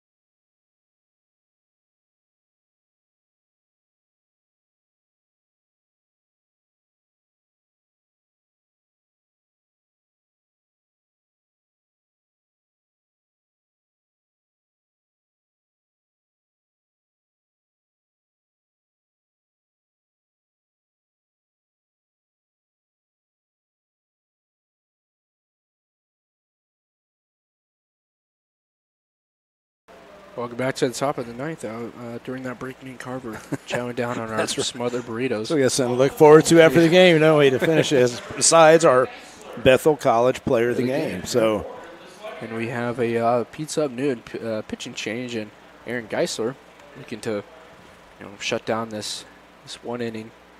Geisler's been a great pitcher for us so far. No, he's done really well coming in, had some big games for us. I mean, throw strikes. I mean, comes in there, throw strikes, attacks the zone. It's a good fastball. So it's just a little over batter's head. Just has to work on his secondary pitches. 1-1 count. So that ball's going to be hit right up the middle, but Guerra with the amazing play. So that So that a great play in the field is sponsored by Carl Hodges and family. The Rebels tradition continues since the year 2000. And, I mean, that was a great play by Garrett right there. Great turnaround. I was going to see how many assists he has today because he's quite a bit. Paul Whitman, the leadoff hitter. That was McBratney who grounded out. Now we're at the top of the scoreboard, or top of the batting order with Paul Whitman. 1 out. He has showed bunt. He has like 9 assists. You know, I mean, or something like That's that. impressive. I mean, it's very impressive. 8, I think. But I mean, that's a lot for shortstop. Whitman showed bunt, and I think they caught him. I mean, he followed through, so I think it was counted as a strike.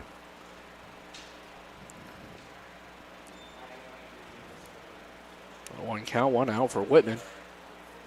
He has that little late. See, has that little late tail to break right there.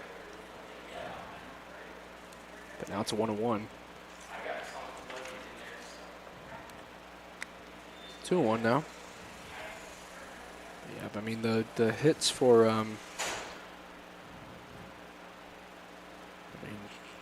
think I have 9 hits for Haysville, but probably maybe 5 or 4 of them.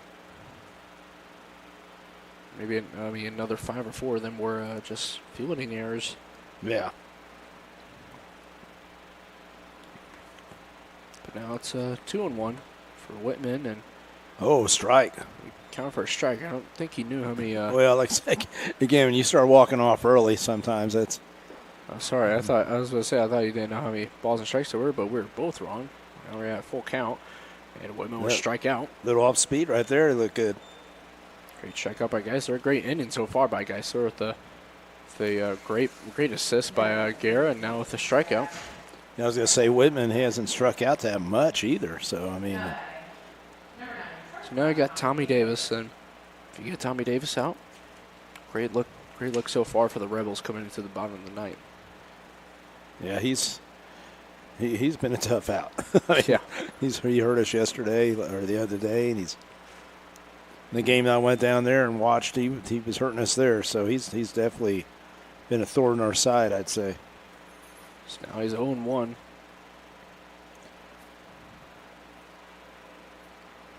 Geisler. He's 2 for 4. Gets Davis to pop up towards right field, and I feel like that play would be made by Jack Little. Did he get it? What a play by. Yeah. What a play by. I believe that was Jack Little, first baseman. Was it first? I couldn't tell. We'll see. He's running off with his hat off. That might have been. Yep, that was Jack Little. I see. Yeah, you can tell that's his infielder. He's an infielder, so it's. Great play by Jack Little, excuse me. Like I said, Davis, 2 for 4, 2 RBIs. With that, we'll take a quick little break as we head to the bottom of the ninth.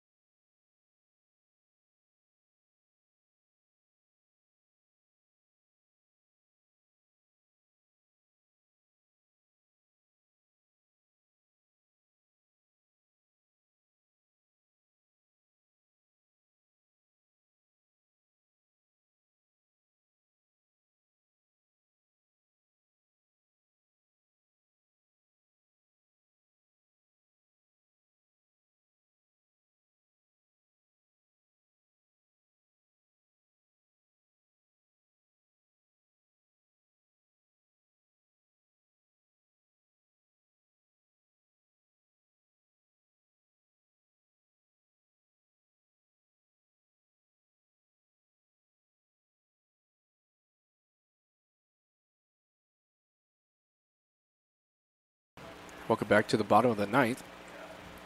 As we're coming to a a close end. I mean, 4 runs down. Nothing's out of the gate so far because one grand slam and that ball hits it hits the umpire there. So that's Mike Lentz, a guy I would know very well. You know why I know him? I coached that guy. You did? My first year as head coach at Friends University, he was my shortstop, second baseman. So it's always good to see Mike. And how so was he? He's a good player. He's one of my top 2 players. I had a guy hit 500 that year, and then he hit 330. So I mean, then after that it was down. He knows what he's talking about. Yeah, he knows. He's a great guy. We go way back, so it's good to see him out here. I talked to him before the game, and hope he's all right. See, they might have hit him in the wrist or something, maybe in the hand. But now we got, we have the Jack Bell, Dalton Patton, and then Caleb Hill, top 3 right now. Now it's 1-1. You were talking about making a comeback. When you make a comeback and you're down like 4 runs, it's a little different, maybe 2 runs or 1 run. But you got to have some patience. You got to have, like I said, you probably got to take pitches.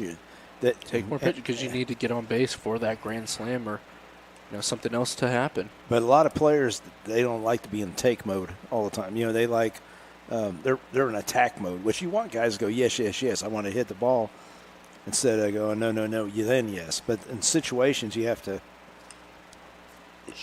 you got to make that pitcher work. And then, and sometimes you get a guy up there with the bases loaded.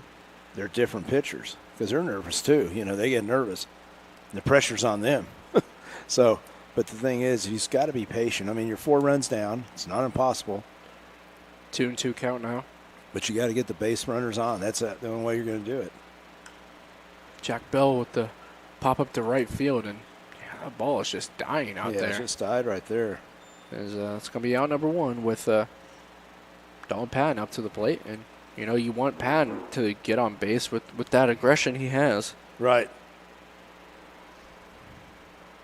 Davenport looks to, try and shut this one out, or probably not, you won't be counted for a save if it's 4 runs, but. No. But he's been very impressive. I mean, coming in there, like I said, that big strikeout. Yeah. That was on Dvorak, was it? I think, that was on Dvorak. They got that strikeout on. Yeah, especially coming back 3-0. I mean, so I thought he'd probably walk him, And I can't imagine how Dvorak felt, especially striking out on. Well, and I think, Dvorak did the right thing until the 2 strikes. Then you just got to swing, anything close. And obviously he thought it was a little inside. But then when he saw the pitch, he knew. Saw the pitch, he walked before anything before Mike gave the strike 3. Now it's an 0-2 count now for Dalton Patton, 1 out.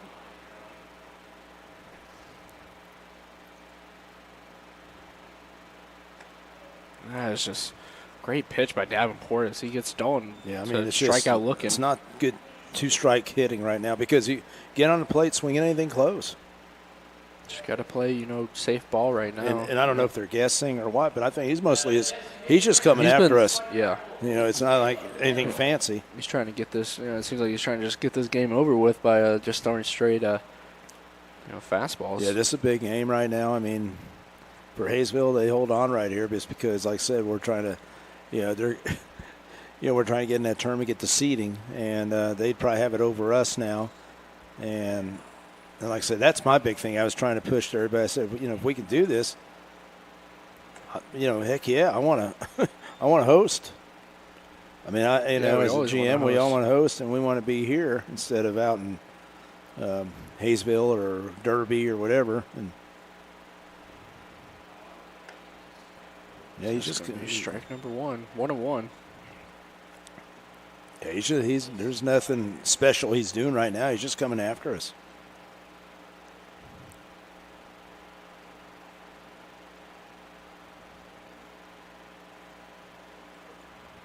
Hill looks ready on the plate. So he'll take a nice swing at that one, but he'll miss. 1-2 now. So now we're 1 strike away from this game being over. Gotta keep that food away from him, man. It smells good, doesn't it? Yeah, we have Smothered burritos have been, what was tonight's specialty? Yes. So that ball almost hits a hill. Yeah, the ball's got away from him right there. Now it's 2-2. You know, and Aviators has been a team that they've been in the World Series before, and so have we. So we got two teams. And besides, it seems like it's always Cheney and Hutch. Yeah. Which is saying consistent. And that was my goal this year. I want to get to the World Series. Hill. Look at strike number 3 again, and that's another strikeout. Now that one's, nice little slider. That's a nice outside. Yeah. I mean, I don't blame him for laying off that one, but that's going to end the game so far. Not the way we wanted it, but that's how it is, folks. And we'll have to see. We got the big series with Hutch. As your final score is 9-5, and I don't really know what to say about this game too much. That we haven't said before, obviously. I don't think we left as many players as we did on base, considering last game, and I don't know. I mean, we only had 4 shutout innings, and they only had 4 shutout innings compared to us. Yeah, literally the scoreboard. I mean, they had the big crooked innings. We had the 1-1-1. On there they had 3-2-1-2, and I would say that was one of our goals when I was coaching. I said, let's prevent the big innings. If we could prevent the big innings, and we didn't do that. I mean, right there, it's just the 3 runs, the 2 runs, the crooked innings, you want to say. But, yeah. Our guys, they did battle. We just couldn't get over that hump. It's like every time we'd score, they'd score, and just look at that scoreboard. It's started off, we stopped them, we scored, they stopped, we stopped them, they stopped, and then they scored 3, and we could only score 1 to get back, and then they came back, scored another 2. We only scored another 1. Right. And they scored 1. We also scored 1, and then they scored 2. We scored 0, and then 0-1, 1-0-0. Right. But I think the one thing I would say, and this is the past 2 games as well, the errors. Yeah. And that's what we were talking about. You and I were talking about the defense is a lot better. The defense is coming on. From the first, we were having 3-4 errors a game, and then kind of took a little back. Like I said, you can't step back. You're trying to get better in July, and we're taking step back. Some of the errors are, they may. I mean, I think my counts probably are a little off than the official ones, but I mean, some of the errors are either pass balls thrown by the pitcher, or maybe even actual ones like.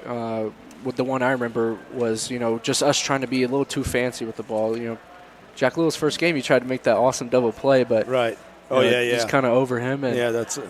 We just had some mental errors that would be counted as errors, on the score sheet, and it's been a tough past 2 games. Yeah, it's been very tough, and to where I feel like the games are just in reach, to where we can take advantage. And even the last game, we had a 1 or 2 run lead. Right.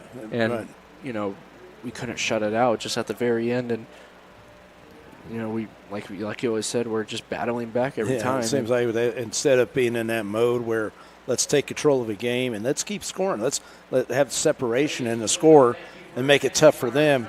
We get a lead or something like we took the 1-0 lead and had chances to build on it early, and we didn't. And then they have the big inning or the game the other night.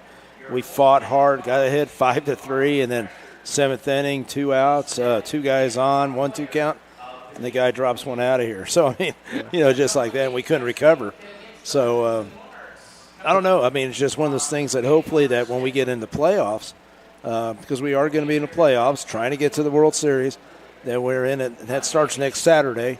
That we're a different team. We're a better team. Yeah, and, I remember. I think it was probably the 8th inning during the break. We were talking about our realistic expectations, and I think mine for this team right now is this tournament, because Hutch is going to be. I want to see them. I want to see a whole different team when we go face Hutch. Hutch has been a great team so far. Yeah. It's Hutch is going to be different. I think they're winning tonight against. Let me check the score on that. Oh, yeah, and, I think the last time I saw Hutch was ahead, and it's the battle for first and second. Okay, actually, top of the ninth right now. Cheney's up 12-11. Oh wow, Cheney came back, so it's. But even then, Hutch is going to be a tough team to face against, especially to end off your. And Derby's went in, so that puts probably them ahead of us too. So it's just a situation we had the opportunity to control this, and it just didn't work out. So anyway, we got our player of the game. Yep, when we decided on Easton Elliott. Yep, and so we'll go ahead and set it up, go ahead and go off, and then you're going to come back on, and we're going to finish up after. Yep. How's that sound? Sounds great. All right. So we'll take a quick little break, and we'll be right back.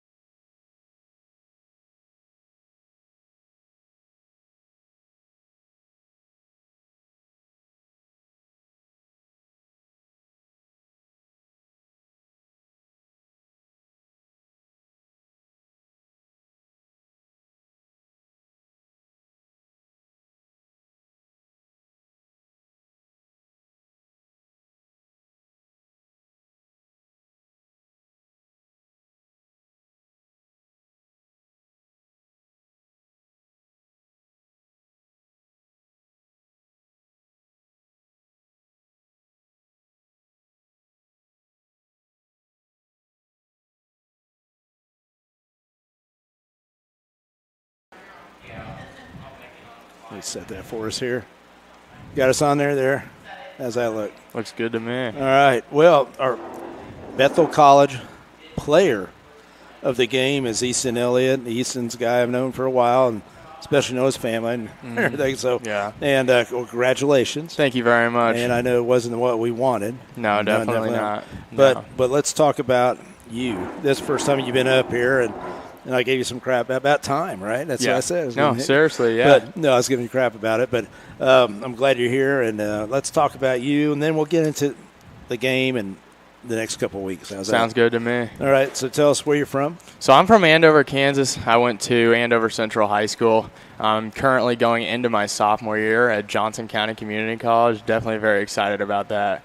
Looking to be just a good leader for our younger guys coming in this year. Good, man. It's different, isn't it? Oh, it's way different coming in as a freshman, being that nervous guy, and now I'm going back with a little bit of breathing room. Just excited to be a good leader for our guys this year. So, well, that's great. Yeah. And so you're a sophomore, like you said. What your major? You're undecided. I have not decided my major yet. Fine. No, that's still. Fine. I've been told I got a little bit of time, so don't. Yeah. I mean, I read a deal one time that says like 2 point. I don't know, the 2 point something times that people change their major. So yeah. So, no kidding. So you're all right. You yeah. know?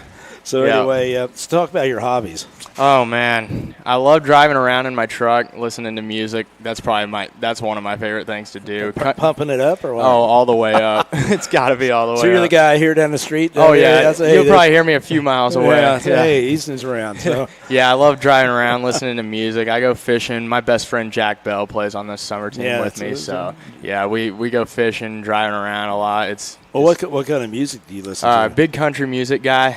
Well, Jack was telling me he's a big he's a big hair metal guy, and he kind of introduced me to that type of music, and I listen to that when I work out. That's all I listen to. Not in the car. Never really in the car. No, that's just mainly country. That's cool. That, yeah. That's cool. Yeah. You do that. Yeah. So let's talk about your parents. Oh, man. Well, my dad, big baseball guy, as you probably know. You've known him for forever. Played at Wichita State, grew up in a small town, Cunningham, Kansas, and played at Wichita State and then went and played 4 years of pro ball with the St. Louis Cardinals. So, yeah. Wow. And my mom, she's a teacher. She's holding the house down. She's awesome. Everything I could ask for. Oh, so, great. Where's she teach at? She teaches at Coleman Middle School in Wichita. That's great. Yep. Wow, that's neat. Now, what about your siblings? My brother, he played at Wichita State for 3 years, and then he decided to call it quits. He gave up baseball, and now he's just getting his degree in exercise science. He's a good guy. Yeah. Good guy to look up to. I mean, he was a really good player. So that's great. Yeah. Then the high school you attended? He went to Andover Central, and I went to Andover Central as well. Oh, wow. So, okay, both of you Yeah, there. both of us did. I got to play with him my freshman year. He was a senior, so, yeah. No, and you got some, where I was just looking at some of your profile, first team All-State and Kansas High School. And how did you guys finish? So we were really good. We finished 23-2, and we lost in the state championship game to Blue Valley Southwest. The guy they had pitching was like a second-round draft pick. That's what I say. They always have like that. They always got that guy. Yeah. Me and Jack and a few other guys on Haysville, the team we just played, were all seniors that year. So we kind of we led the team in a good way. It was awesome. It was really fun. Well, let's talk about your favorite sports team, your favorite team. Definitely the Los Angeles Dodgers. I kind of started being big fans of them when I think when Corey Seager was their shortstop his rookie year. I was kind of a big fan of them, and then he he signed a new deal with the Texas Rangers. So I kind of faded away from the Dodgers. I kind of just follow him wherever he goes because he's my favorite player. So that's cool. The Dodgers are fun to watch. Oh, man, that lineup, it's electric every night. Yeah, they're so good. I'm a Yankees guy, but I'm looking at it. Oh man, I look at that. Dodgers. Well, hey, they're even better than the Dodgers this year. Yeah, I mean the Freeman. Oh, yeah, that's Freeman, Betts, all those guys. Yeah. Well, besides that, look at this food Miss Connie gave us here. Awesome. Cinnamon roll. We'll be chowing down. We got something to look forward to. Let's talk about your favorite athletic moment. Oh, man. Favorite athletic moment. I would say probably my freshman year at Johnson County Community College, very first game of the year. We were playing Crowder Community College, and I got to make the start, and I had a double down the left field line, my very first at bat. So that was probably my favorite moment. And the feeling that you have, because what's cool about something like that, it's like, I went to Cali. I remember the first home run was a grand slam, and that feeling that you have, nobody else. Oh, I don't. I know how that feels. Yeah, I kind of blacked out. I don't really remember it. Same with, I would say my second close memory is that home run I hit to dead center this summer. That was my first home run ever in my life. So wow. Well, we're going to talk about that. You and I have talked about that. Oh yeah. But all right, and then you're a special person to spend 5 minutes with. Oh jeez. I know Corey Seager. Yeah, Corey Seager. Yeah, it would be Corey Seager. He's a good player, man. Really good player. I think he's leading all big leagues in home runs for shortstops right now. So, yeah. Okay, now what's your dream job besides baseball? Dream job besides baseball. I would honestly say like an announcing job in the big leagues. I feel like being on TV. I feel like announcers make the game better. Right. I feel like they're one of the best parts about watching a baseball game on TV is just listening to them talk. And I know you know a lot. You have a lot of knowledge. You got the voice. I think you'll be great. I think it could possibly work out. So yeah. And my dad did it for 17 years at Wichita State. So yeah. I miss him being on. No kidding. Yeah. But anyway, let's talk about the Sluggin Rebels. Tonight's game. How would you categorize? What did you think of the game tonight?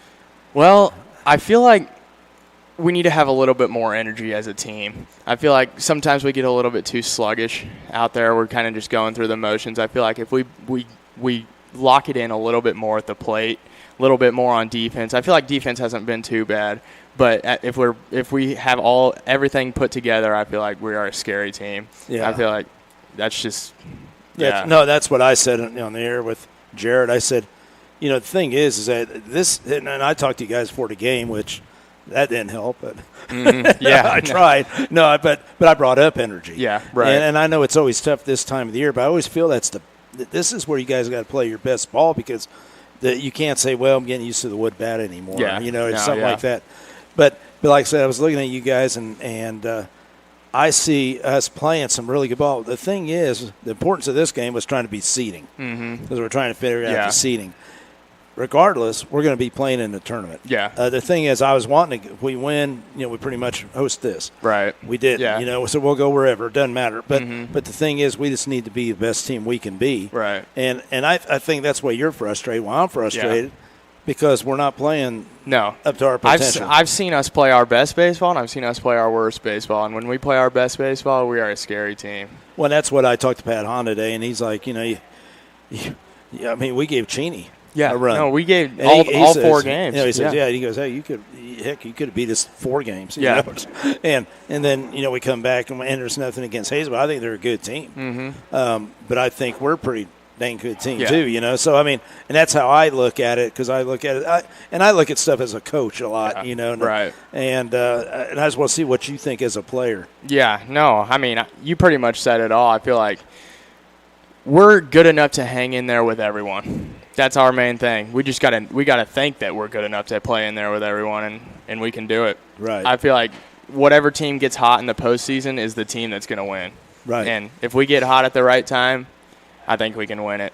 Well, and I know there's a lot of guys. You've been around here. You know about the NBC. Right. There's a lot of people that don't really know about it. No. They're not from the area. The thing is, once you get in there, it's so much fun. It's so much fun to get there and play, the crowds and everything else.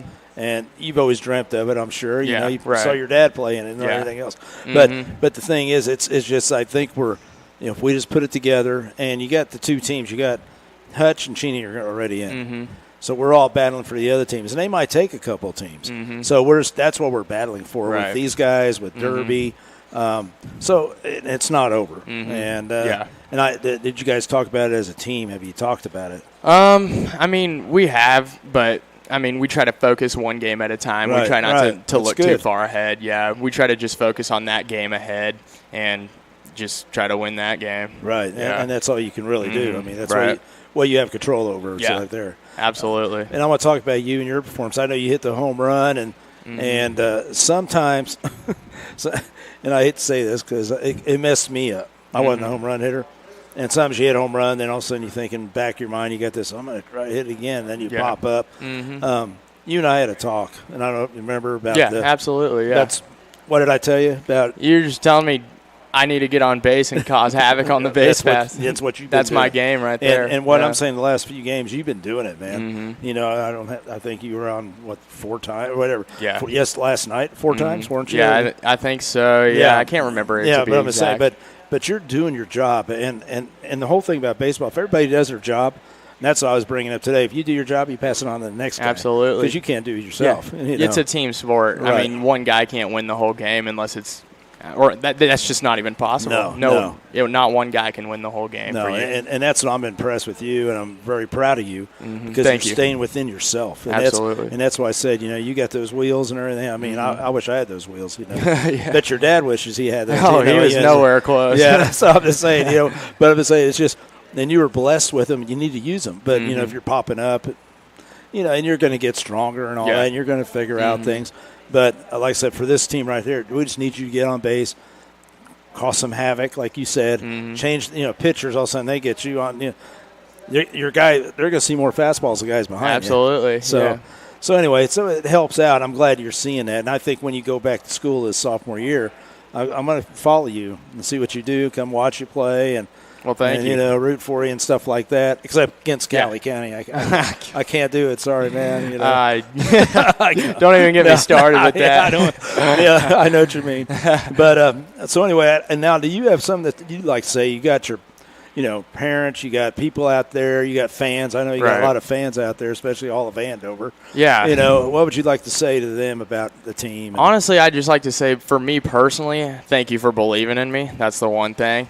And then for the team, honestly, just keep believing in us because, like you said, this thing's far from over. Right. We got this tournament, but that's after we play Hutch. We got to beat Hutch 4 games, and then we can play in this tournament and get on a little hot streak here. So, Yeah, there's nothing to stress about. Yeah, I don't think that'll just make it worse if you just stress about it. So that's what I'm saying. You're hearing from the player of the game here, and he's a guy he's had a great summer, and like I said, I've watched this guy grow through the years. So I mean, I'm happy to see you doing some great things. And I now I know that. Here's what you're looking for because you want.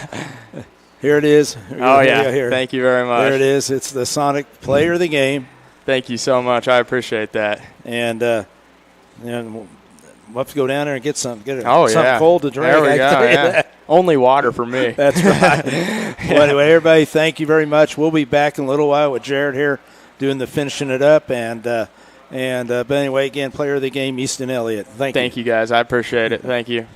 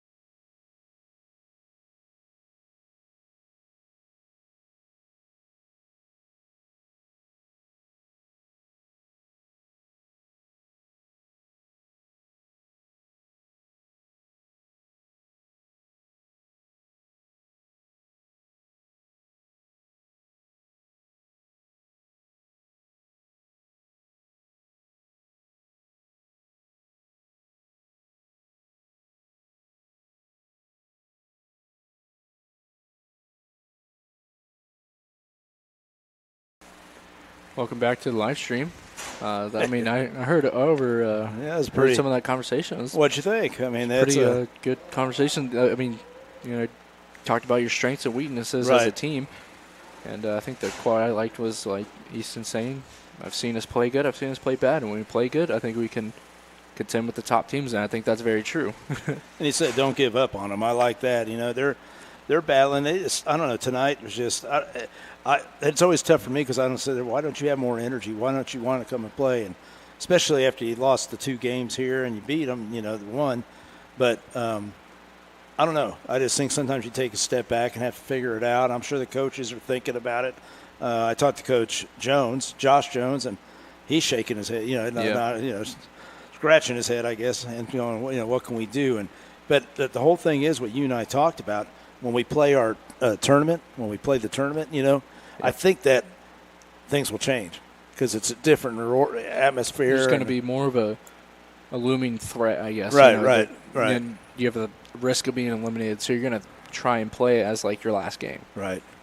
So anyway, but yeah, we lost the game tonight, and we play. I mean, we play tough 4-game series: Monday, Tuesday, Wednesday, Thursday, and you might want to talk about what our schedule is because broadcast schedule too. So for broadcast schedules, our next game, it's going to be a home game. It's going to be on Monday, the 18th, and then from Tuesday, Wednesday, and Thursday, we're going to have we're going to bring the live stream to Hutch for the Tuesday and Thursday games, and we're going to be back home on Wednesday. Right. So it's going to be 4 days in a row of live streams. So I think that'll be pretty fun. Oh yeah. It's going to be against a great team too, and Hutch. It's going to see because they're battling. Like I said, they're battling right now, and I talked to Pat, and I said the coach of GM of Cheney, and he says, "Hey, you guys need to beat him." I said, "We're going to try." I mean, we're trying. I don't care. I mean, I'm not worried about for Cheney or whatever. But I said, for us, I think it'd be a great confidence boost to take that into the tournament. Yeah. I mean, yeah, you basically said what I was going to say. So yeah, I think that's going to do it for this live stream, and we're going to thank some of our sponsors. But it's been my name is Jared O'Bleckner. I'm here with Carv as always, and the Sluggin Rebels would like to thank this season's partners and sponsors. Without their support, college baseball would not be here in Newton, Kansas.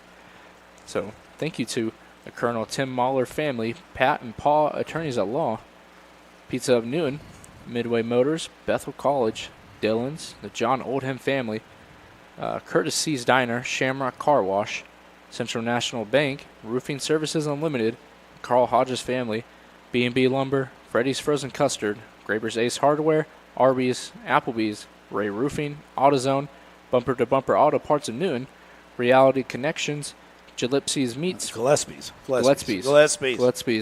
Mr. Jim, get on us about that. Gillespie's, okay. That's one I've always had trouble with. Wendy's and Interest Bank. Special thank you to all of our host families in Newton and in Wichita for opening their home and hearts to these college baseball players for the summer. Tonight's game has been a production of Sluggin Rebels Baseball. On behalf of the entire Sluggin Rebels staff, we thank you for watching tonight's game and invite you back Monday night, July 8th, when we face the Hutch Monarchs at 7 p.m. And there's going to be only 2 more regular season games. The home games. Well, home games at least. We're going to live stream all the last 4. So, you wouldn't miss a minute of action. Well, hear that. Before you go, a couple things I just want to show. This is what we get to do now. We had to Miss Connie send this, but we also want to thank. Let's get Mr. Jim in here. Harris, get in here. You want to talk, Jim, no, or do you want to? Or do you just want to stand? Yeah, say hi, Eric. Get right here. Yeah, you can just say right here. Hi, everybody. So this is Mr. Jim, Director of Hospitality. And he's pretty amazing what he's done. He's gone out in the community, and he's helped us out. He believes in the Sluggin Rebels, and I appreciate you and everything. It's always a pleasure working with this guy. I always look forward to it. Right? I do what you tell me to do. Oh, yeah. I don't know about that. But he's the guy that gets his air conditioner going early. Yep. Jared, he's the guy, you thank for that. When you come up here, it's 102 degrees. And we come up here, and we have the tough life of being up here, Yeah, it's Mr. Jim, and he does all the all the promotions. Yeah, it's amazing what he does here. So Unlock bullpens, lock them up. He's got a whole list of stuff that makes us look like we're not doing anything. Yeah, I know it. Thanks, Mr. Jim. Thank you, Jim.